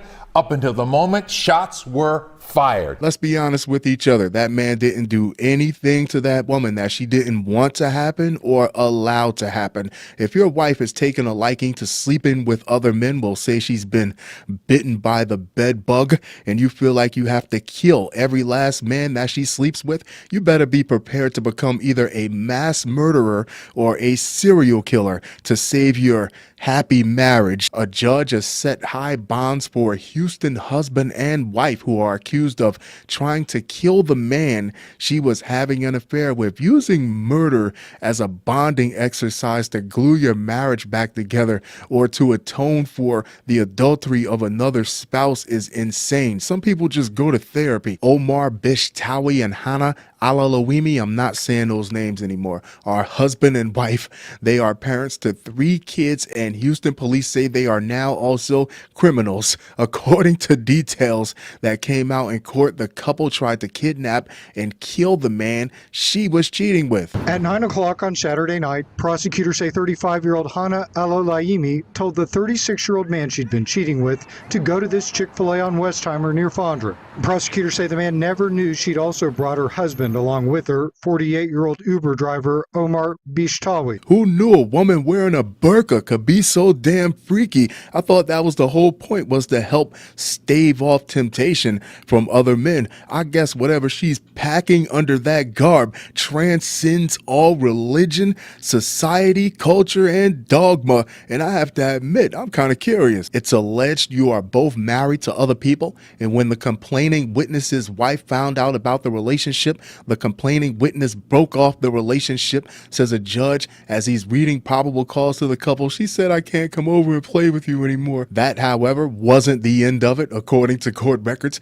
35-year-old Hannah Alalawimi and her husband, 48-year-old Uber driver Omar Bishtawi, went to a West Houston Chick-fil-A and waited for the man she had been cheating with, a DoorDash driver, to arrive. I'm not surprised at all that it was a DoorDash driver that was stuffing his wife. Those dirty, rotten scoundrels, all they do is deliver to lonely women all day. It doesn't take anything. You're going to eat that pie by yourself, sweetheart, or do you need some company? They're the new pizza box porn stars. It's alleged that you gestured to the complaining witness and the complaining witness got into your vehicle. You tried to drive off with the complaining witness, although the complaining witness told you he had a delivery and could not go. Your husband jumped out from under a curtain. God damn, that was in the back seat of the vehicle.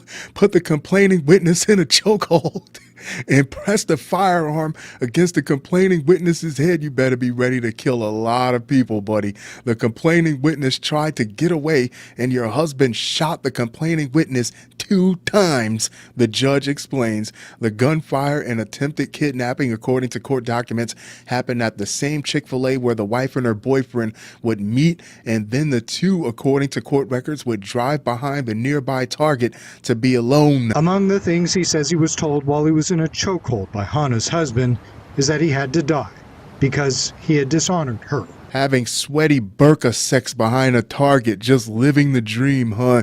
Please correct me if I'm wrong. Tell me if you think that I'm reaching, but is this the patriarchy that thinks that it's impossible for the woman to have initiated such a sexual dialogue and that it's automatically the man's fault because he led in these actions? Is that what I'm looking at here? Tonight we got to see where the man was shot when he showed us his wounds, one in his thigh, the other in his right foot. He says he still can't feel anything on part of his leg beneath his knee. 3 months ago, the man says he called off the affair he'd been having with Hannah, whom he'd met at the apartment complex where he used to live, when he says things were getting toxic. After that, he says she wouldn't leave him alone and showed up at his new apartment. The couple has 3 children, ages 13, 10, and 7 years old. That coochie is coochie and that thing is thangin'. After 3 kids, is still surpassing religion and finding a way to break up happy homes while you're out driving an Uber. The boyfriend was shot in the thigh and in his foot and survived. The husband and wife are both charged with aggravated kidnapping and aggravated assault. He's being held on a $200,000 bond. Her bond has been set at $150,000. There you have it, kids. Omar Bishtawi and Hannah Alalawimi. Tell me what you think. Next up. Man accused of masturbating on flight to Logan agrees to plead guilty. New on 5, a man will be in federal court this afternoon accused of exposing himself and performing a lewd act in front of 2 other passengers on a plane bound for Logan. The flight from Abu Dhabi to Boston is about 14 hours. You mean to tell me as an adult you couldn't sit there quietly without putting your hands on your hog? They caught him strangling his salami mid-flight. What else can you do but plead guilty and apologize? It's like the nursery rhyme. Peter Piper pickled his pepper in public like a proper pervert. Now he has to pay the penalty. A man from India, India, the home of body odor. If we're talking countries of origin, and the coronavirus originated in China, and frankfurters and hamburgers originated in Germany, then B.O. originated in India, who was arrested on Monday after allegedly masturbating and making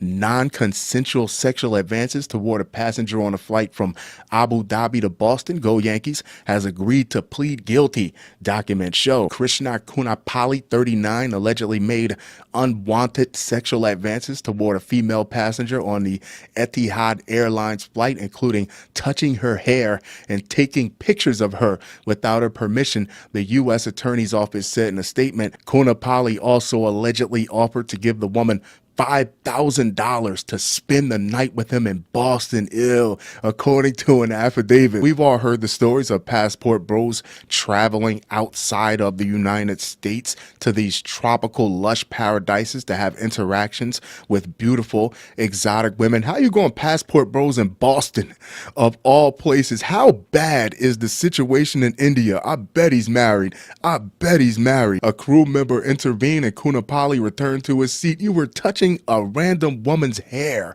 and taking pictures like you never seen a girl before, like she was AI or something. 2 male passengers saw him masturbating, just manhandling himself under a blanket and at times fully exposed. How hard do you have to be going that the cover is coming off, just really giving yourself a beat down? The statement said after one of the passengers reported the incident, a flight attendant intervened and alerted the law enforcement. Did the flight attendant wait until he was done first, or did he step into the middle of that melee? Kunapali was charged with 1 count of lewd, indecent, and obscene acts while in the special aircraft jurisdiction of the United States. According to the office, you are disrespecting our sovereignty, sir. Kunapali has now agreed to plead guilty in a deal that sentenced him to probation for 24 months. According to court documents, Kunapali must also immediately and permanently delete the photos he took of the female passenger and have no direct or indirect contact with her. I'm curious because if he isn't a permanent resident in the United States, how do they expect him to serve his sentence of 24 months of probation? You can't keep him here just to serve 24 months of probation. Now, jail time would be different. Or if he's a permanent resident in India, are they going to try to transfer it over in India, which I'm pretty sure would be like he's not serving any sentence or probation at all. Tell me what you think. Fun show. The music for this episode is from Taylor Made Beats. Get your music from Taylor Made Beats. I'll leave the contact information down at the bottom. If you're a producer and you would like to have your music featured on an episode of this podcast, reach out to me at www.watchaeor.com or DM me on any one of my social media profiles. Support the podcast. Get yourself a membership, $5 a month. Get access to all my content, or subscribe to Stage Dive, the platform for independent content creators. I am an independent content creator. $3.99 a month. You can listen ad-free. That's 0 ads. You can't beat that. Or make a donation. My Cash App, my PayPal, my Buy Me a Coffee. All that info is up on the website, www.watchaeor.com. That being said, I'm going to wrap this one up, but I'll be sure to talk to you guys very, very soon. Jusqu'à la prochaine fois.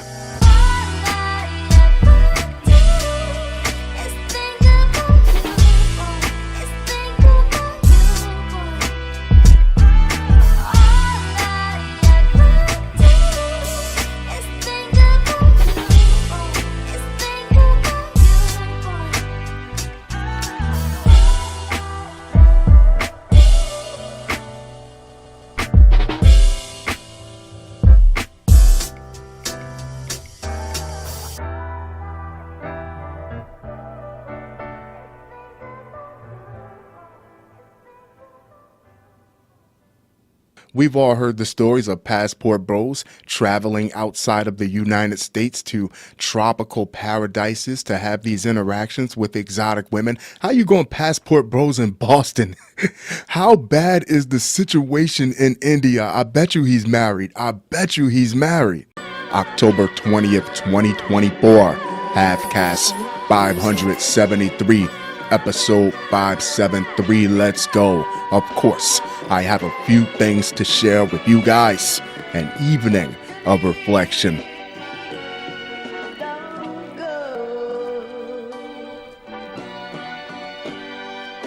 Shall we?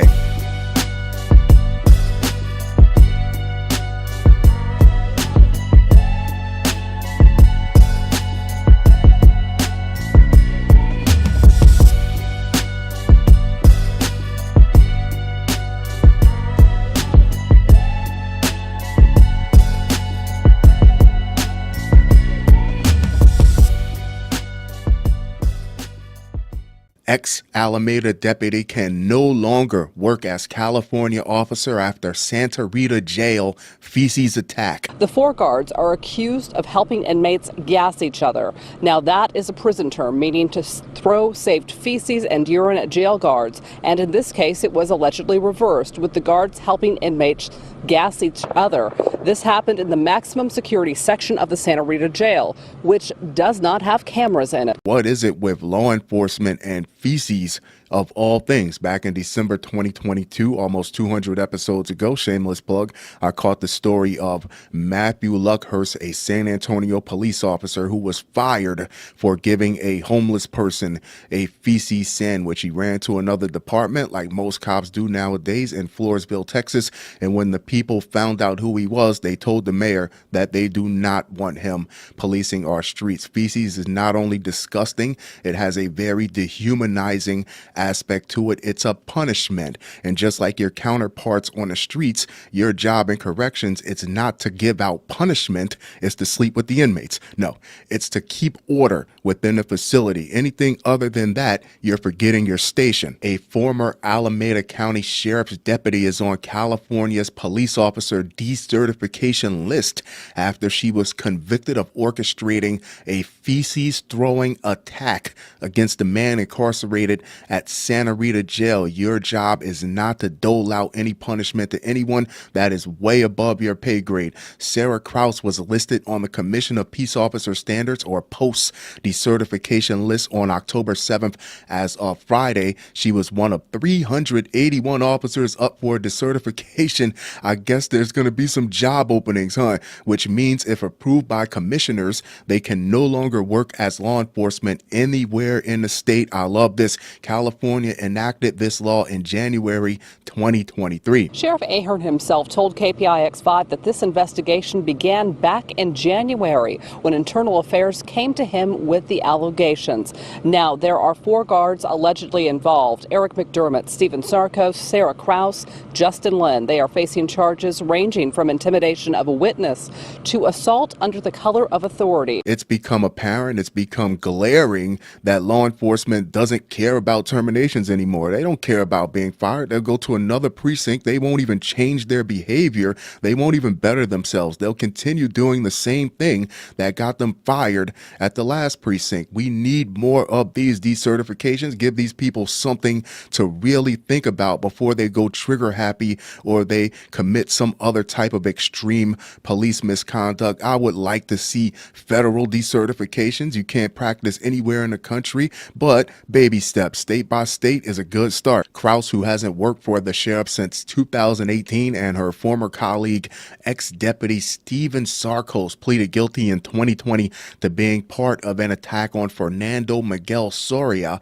who they thought was disrespectful to Kraus in 2016. Wait a minute. What does disrespectful mean in this context? Because let's not forget, you're in an entire building where the majority of people don't respect law or law enforcement, period. It should be bad background music at this point. Either you feed into it or you don't. Either you acknowledge it or you don't. Krause pushed the button from a control room to open the cell door in Housing Unit 1 F-Pod, and Sarkos then escorted a man who was carrying 2 cups filled with his own feces and urine upstairs to Surya's cell. According to testimony at court hearings, the second door was opened and the man threw his cups of feces and urine into the cell, then shut the door like something out of Mayor of Kingstown. After the allegations came to light, Krause was fired and Sarkos quit his job. In addition to Sarkos and Krause, 2 other deputies were also arrested on similar charges. Those deputies are Justin Lynn and Eric McDermott. They were in on it too. Of the 4, Krause's name was the only one on the decertification list. They were all in on it. You got to cut the whole cancer, not just a part of it. Sheriff Greg Ahern released this statement. We have concluded a very thorough investigation. Only these 4 individuals are identified as involved in this criminal activity. We have sought charges against the 4 individuals, and they must now answer to these allegations. Although these allegations are shocking, the actions of these 4 individuals do not reflect the professionalism and dedication of the 1,600 employees who work at the Alameda County Sheriff's Office. There you have it, kids. Sarah Krause and the Poop Patrol. Do you think her buddy should be up for decertification? Also, I sure do, but tell me what you think. Next up. North Texas man held on $10 million bond after fatally shooting coworker over long breaks. Yeah, you heard right. Louisville police say a man murdered his coworker because he became obsessed with her and focused on how many breaks she was taking at work. 51-year-old Travis Merrill is charged with murder. Court documents reveal that after his coworker complained about him obsessing over her, he created a detailed plan to kill her in front of their coworkers because she, quote, caused him pain. Unfortunately, these type of nightmare scenarios are not uncommon, but they are always just as tragic. Back in November 2022, I caught the story of Michael Jordan Carpenter, who worked in Dubo Textile in St. Cloud, Minnesota. He murdered his coworker Nicole Hammond in the parking lot after she repeatedly rejected his advances. Now, repeatedly means I shouldn't have to keep telling your ass over and over again that I'm not interested, and no one should have to come to work every day and be faced with some weirdo who thinks that the job is some sort of singles club or spot where you can go to meet the one. A 51-year-old North Texas man fatally shot his coworker at her desk Thursday, October 17th, because he was angry over her long breaks, according to court records. Well, excuse me, my breaks is the only time that I have to distance myself from you squares during the workday. Louisville police responded to the 1800 block of Lakeway Drive shortly after 11:30 a.m. after someone called 911 to report an active shooter, which is always a terrifying ordeal and all too common today. Officers responded quickly and detained the shooter at the scene, the department said in a social media post. The woman who was shot was taken to a local hospital but later died from her injuries, according to police. He shot her 5 times at her cubicle in front of, if it wasn't the whole staff, in front of what was a large portion of the staff. The victim has been identified as Tamara Colazzo. She and the suspect Travis Merrill worked together at Allegiance Trucking. Well, neighbors of the suspected killer say he was a bit off, but they had no idea he was charged with murder until we told them today. She had already went through the proper channels, letting HR and letting management know that they have a true creep in the building, shooting his shot all the time, pulling up from the bleacher seats. So I can see the next step would be to avoid any additional confrontation by coming back from break a little bit later than usual, taking a long way around the office because he probably knows the path that she takes to her desk. Merrill is being held in Denton County Jail on a $10 million bond, according to Denton County Jail records. He told detectives he was obsessed with Colazzo and became angry because she didn't pay any attention to him like a child and took unauthorized long breaks at work. You're probably the reason why. I'm sure he's the reason why. Star Telegram media partner WFAA TV reported she's not obligated to talk to you anyway. Anything, good morning, hello, good evening, goodbye. If it's not not work related, then those phrases are more than enough workplace conversation. According to Meryl's arrest warrant affidavit obtained by WFAA, Collazo had told Meryl she didn't want him watching her when she took breaks. Weirdo. She reported Meryl's behavior to Human Resources, and as a consequence, he couldn't return to work until he talked with a counselor over the phone. The affidavit says Meryl admitted to police he was obsessed with Collazo and began getting ever increasingly angry by her taking what he considered to be unauthorized long breaks during work hours, as well as not paying any attention to him. You mean to tell me they put you in a grown man's time out and told you that before you can return to work, your job, how you make your money, that you have to talk to a therapist, and it's all over a woman that just wasn't interested in you? It's not the end of the world. Man, these people sure ain't built for tough at all. When Meryl did return to work, he could tell Collazo was avoiding him, as she should. The affidavit states you haven't given anyone any reason to want to interact with you at all. He also felt his coworkers considered him a psychopath, and they would be considering correct. But I would say there should have been at least one person that pulled him to the side and say, hey, you're a weirdo, man. Either dial it down or just shut up, because people are really unsettled by you. Meryl said Collazo caused them pain, so he wanted her to experience pain. According to the affidavit, he bought guns and practiced with them at home with the intentions of shooting Collazo at work in front of their co-workers. Police said just a true villain. Twice before the shooting, Meryl bought his guns to work.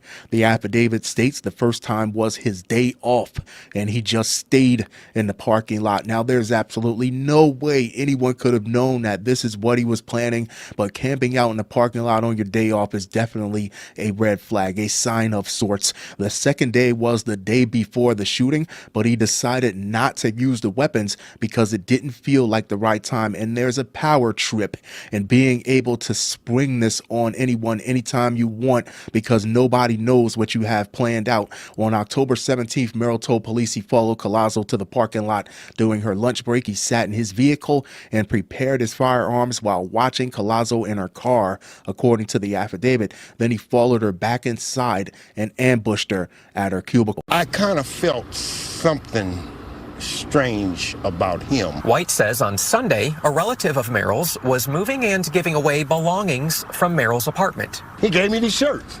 He said son had to go out of town. It was not until Fox 4 told White on Monday, however, the reason Meryl is no longer his neighbor is because Meryl is charged with murder. And so this is that man's shirts. I have a killer's shirts. It's just my opinion, because what the hell do I know? But there should be no embarrassment. There should be no humiliation or feelings of anger or frustration when a woman says no after you shoot your shot, or she's just not interested, because at the end of the day, you stepped up and let it be known what you're thinking. Now, the embarrassment comes in when you can't take no for an answer, when you react poorly, when she has to tase you, when she has to pepper spray you, when she has to call her boyfriend or her husband up to knock you out or put you in a sleeper hold. The embarrassment comes when HR, when corporate has to come down and tell you that you can't come back to work over this until you speak to a licensed professional. See, the L, the humiliation, the embarrassment never comes from anyone saying no. It comes from the way someone reacts to that no. According to the affidavit, Meryl shot Collazo at least 4 times. Another source said 5. KDFW TV reported that 24 co-workers saw the shooting. I don't know how many employees worked there, but that had to be a lot of them. Meryl turned himself into police when they arrived. According to KDFW, he told detectives the exact dates that Collazo had taken breaks and how long each one lasted. What the hell is wrong with you, man? Allegiance Truck said in a statement obtained by KDFW that they are supporting the victim's family and are heartbroken over her death. This is a tough one.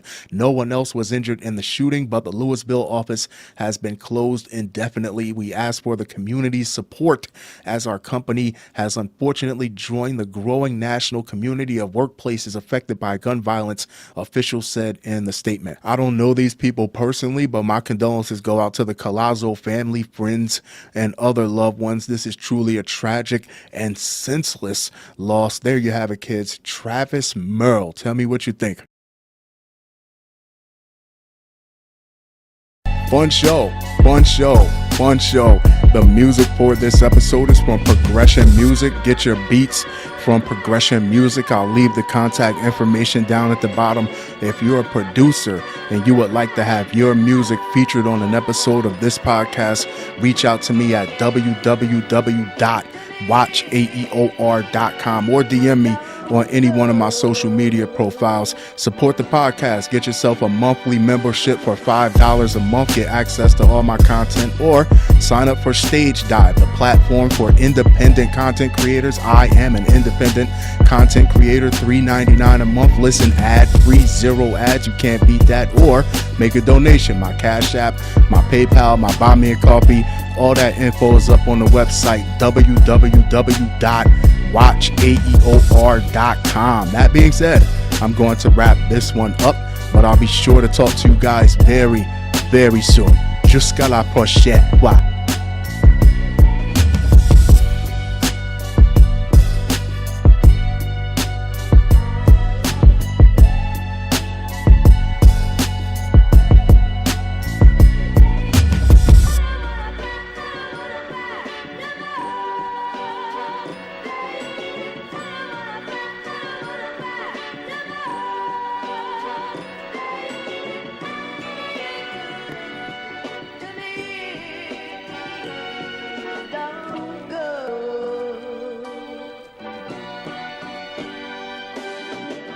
So she had already went through the proper procedure and proper channels, going to management and going to HR, letting them know that you have a severe creep on deck that keeps trying to shoot his shot, pulling up from the nosebleed seats. So I can definitely see the next thing in that situation would be to her coming back.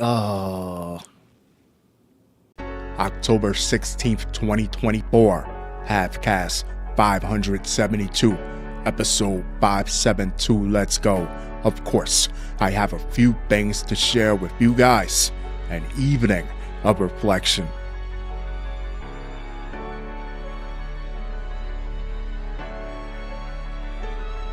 Shall we?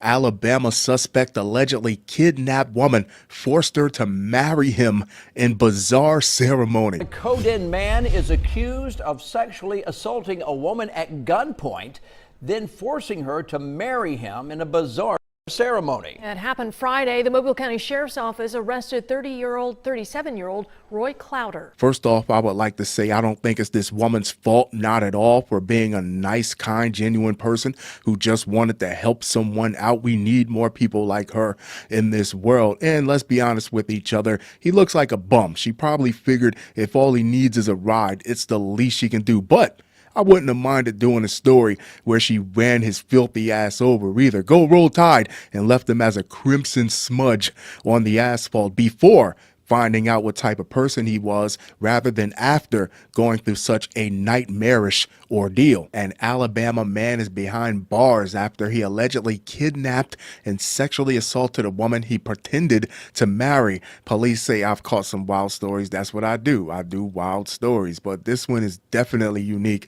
Roy Lee Clowder, 37, was charged with first-degree sexual abuse, first-degree kidnapping, and first-degree robbery, according to Mobile County Metro Jail records. A woman driving on State Route 188 between Dolphin Island Parkway and Bellingrath Road Friday evening came close to hitting 37-year-old Roy Clowder, who was standing in the middle of the road.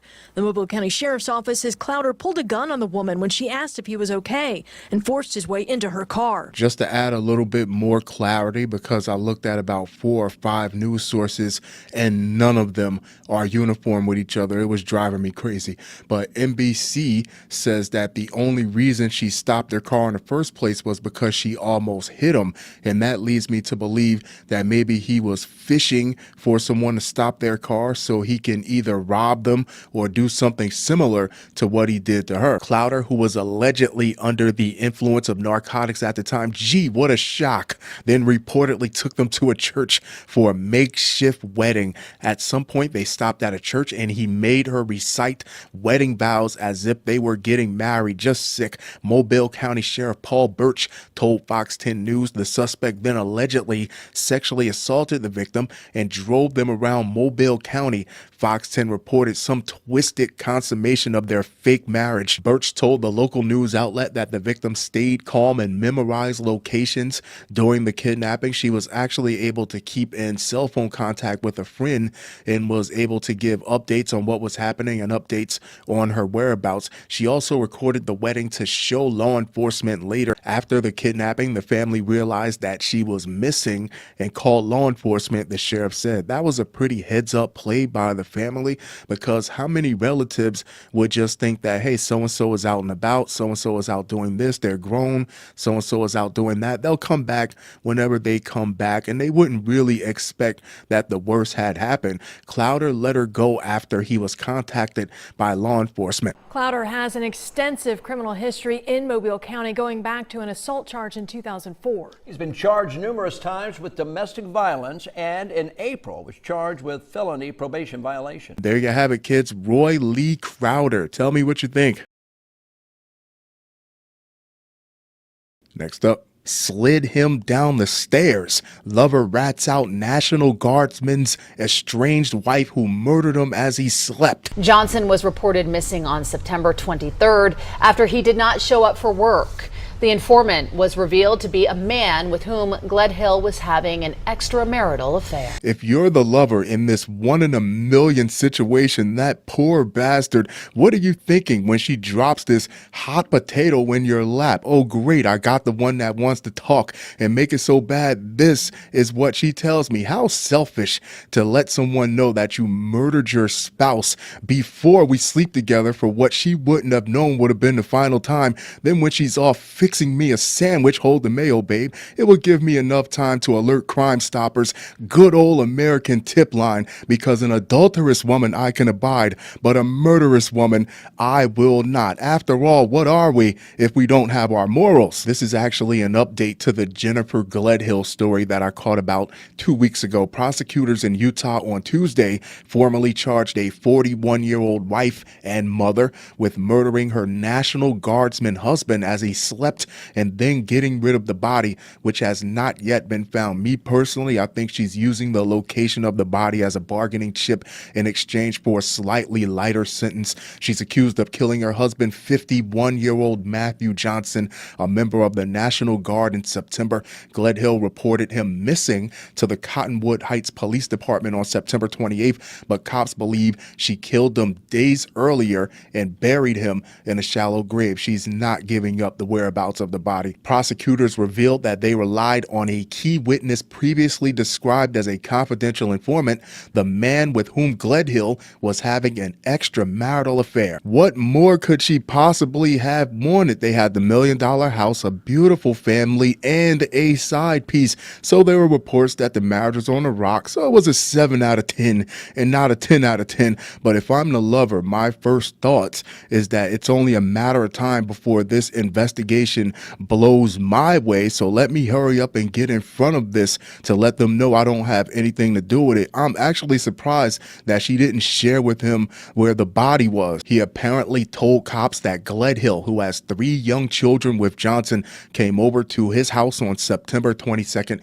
He relayed that she described to him how her husband had come home on September 20th and yelled at her because he knew she had been sleeping with someone else. Prosecutors claim she allegedly told her lover that the next day, on September 21st, she shot Johnson as he slept in their bed. I alluded to something like this in the previous video on this story, that there had to be some level of trust, some level of respect, or even somewhere he believed that there would be room for reconciliation, because after all, they were still sharing the same bed together, and that really means something even when you're going through a rocky marriage. Gledhill allegedly told the man that she shot Johnson in the head as he slept in their bed.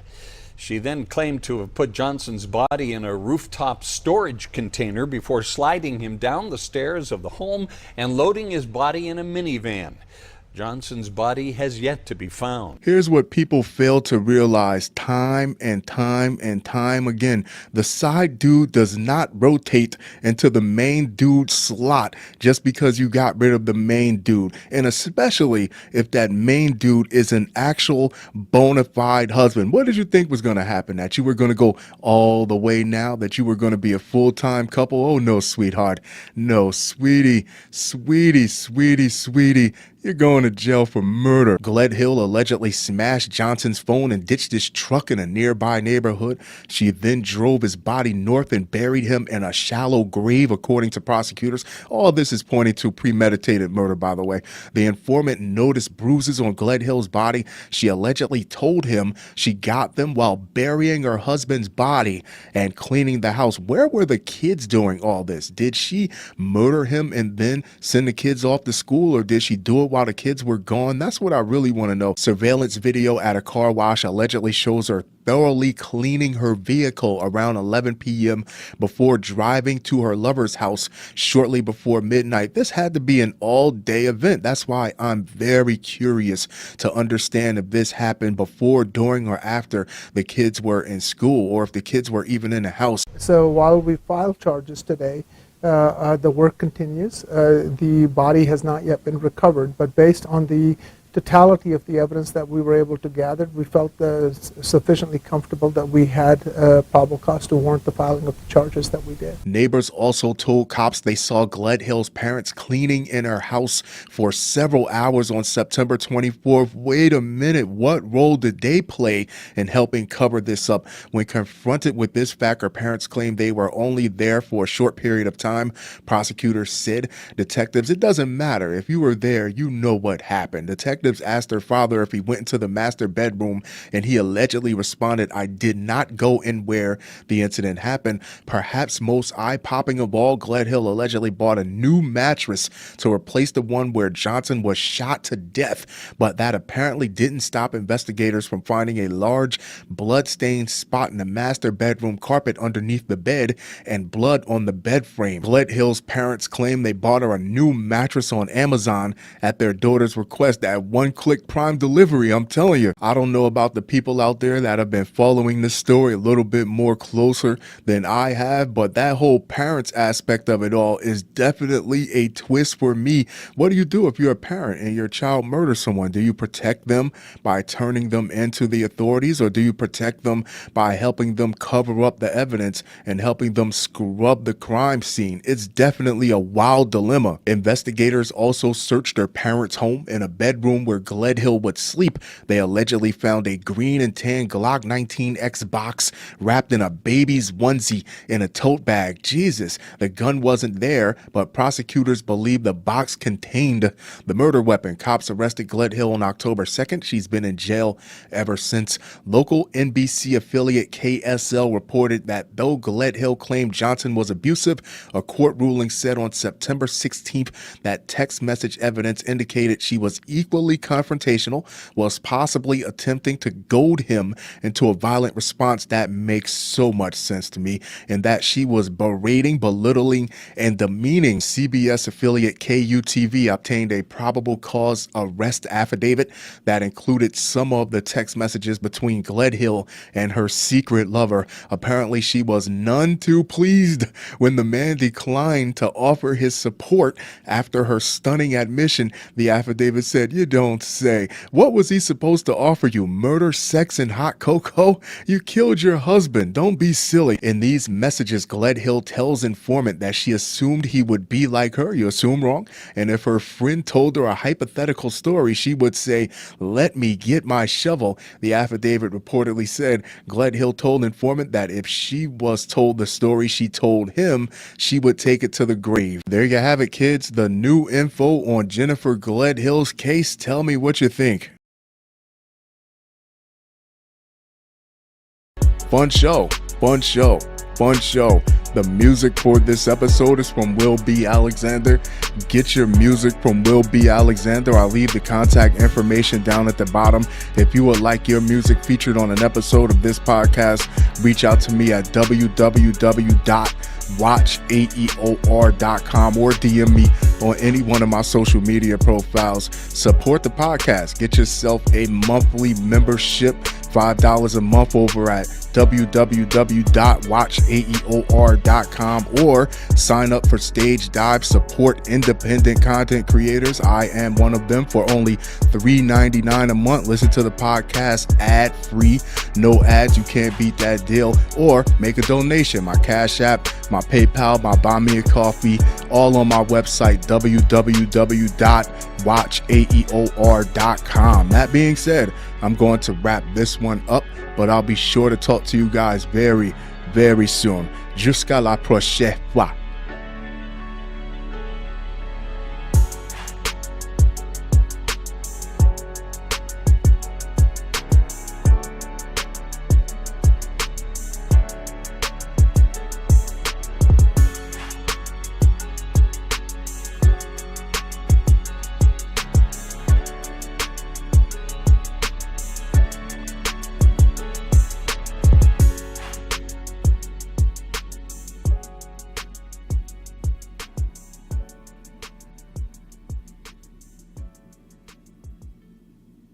Telling someone that you murdered your husband in the throes of passion has to be the biggest mood killer. What was he supposed to do with this information after you dropped this hot potato in his lap? How selfish of you. You couldn't have at least waited until you slept together for what you wouldn't have known would have been the final time. And while you're off fixing him a sandwich, hold the mayo, babe, he can alert the authorities. He can tell Crime Stoppers, good old American tip line, because an adulterous woman I can abide, but a murderous woman I will not. After all, what are we without our...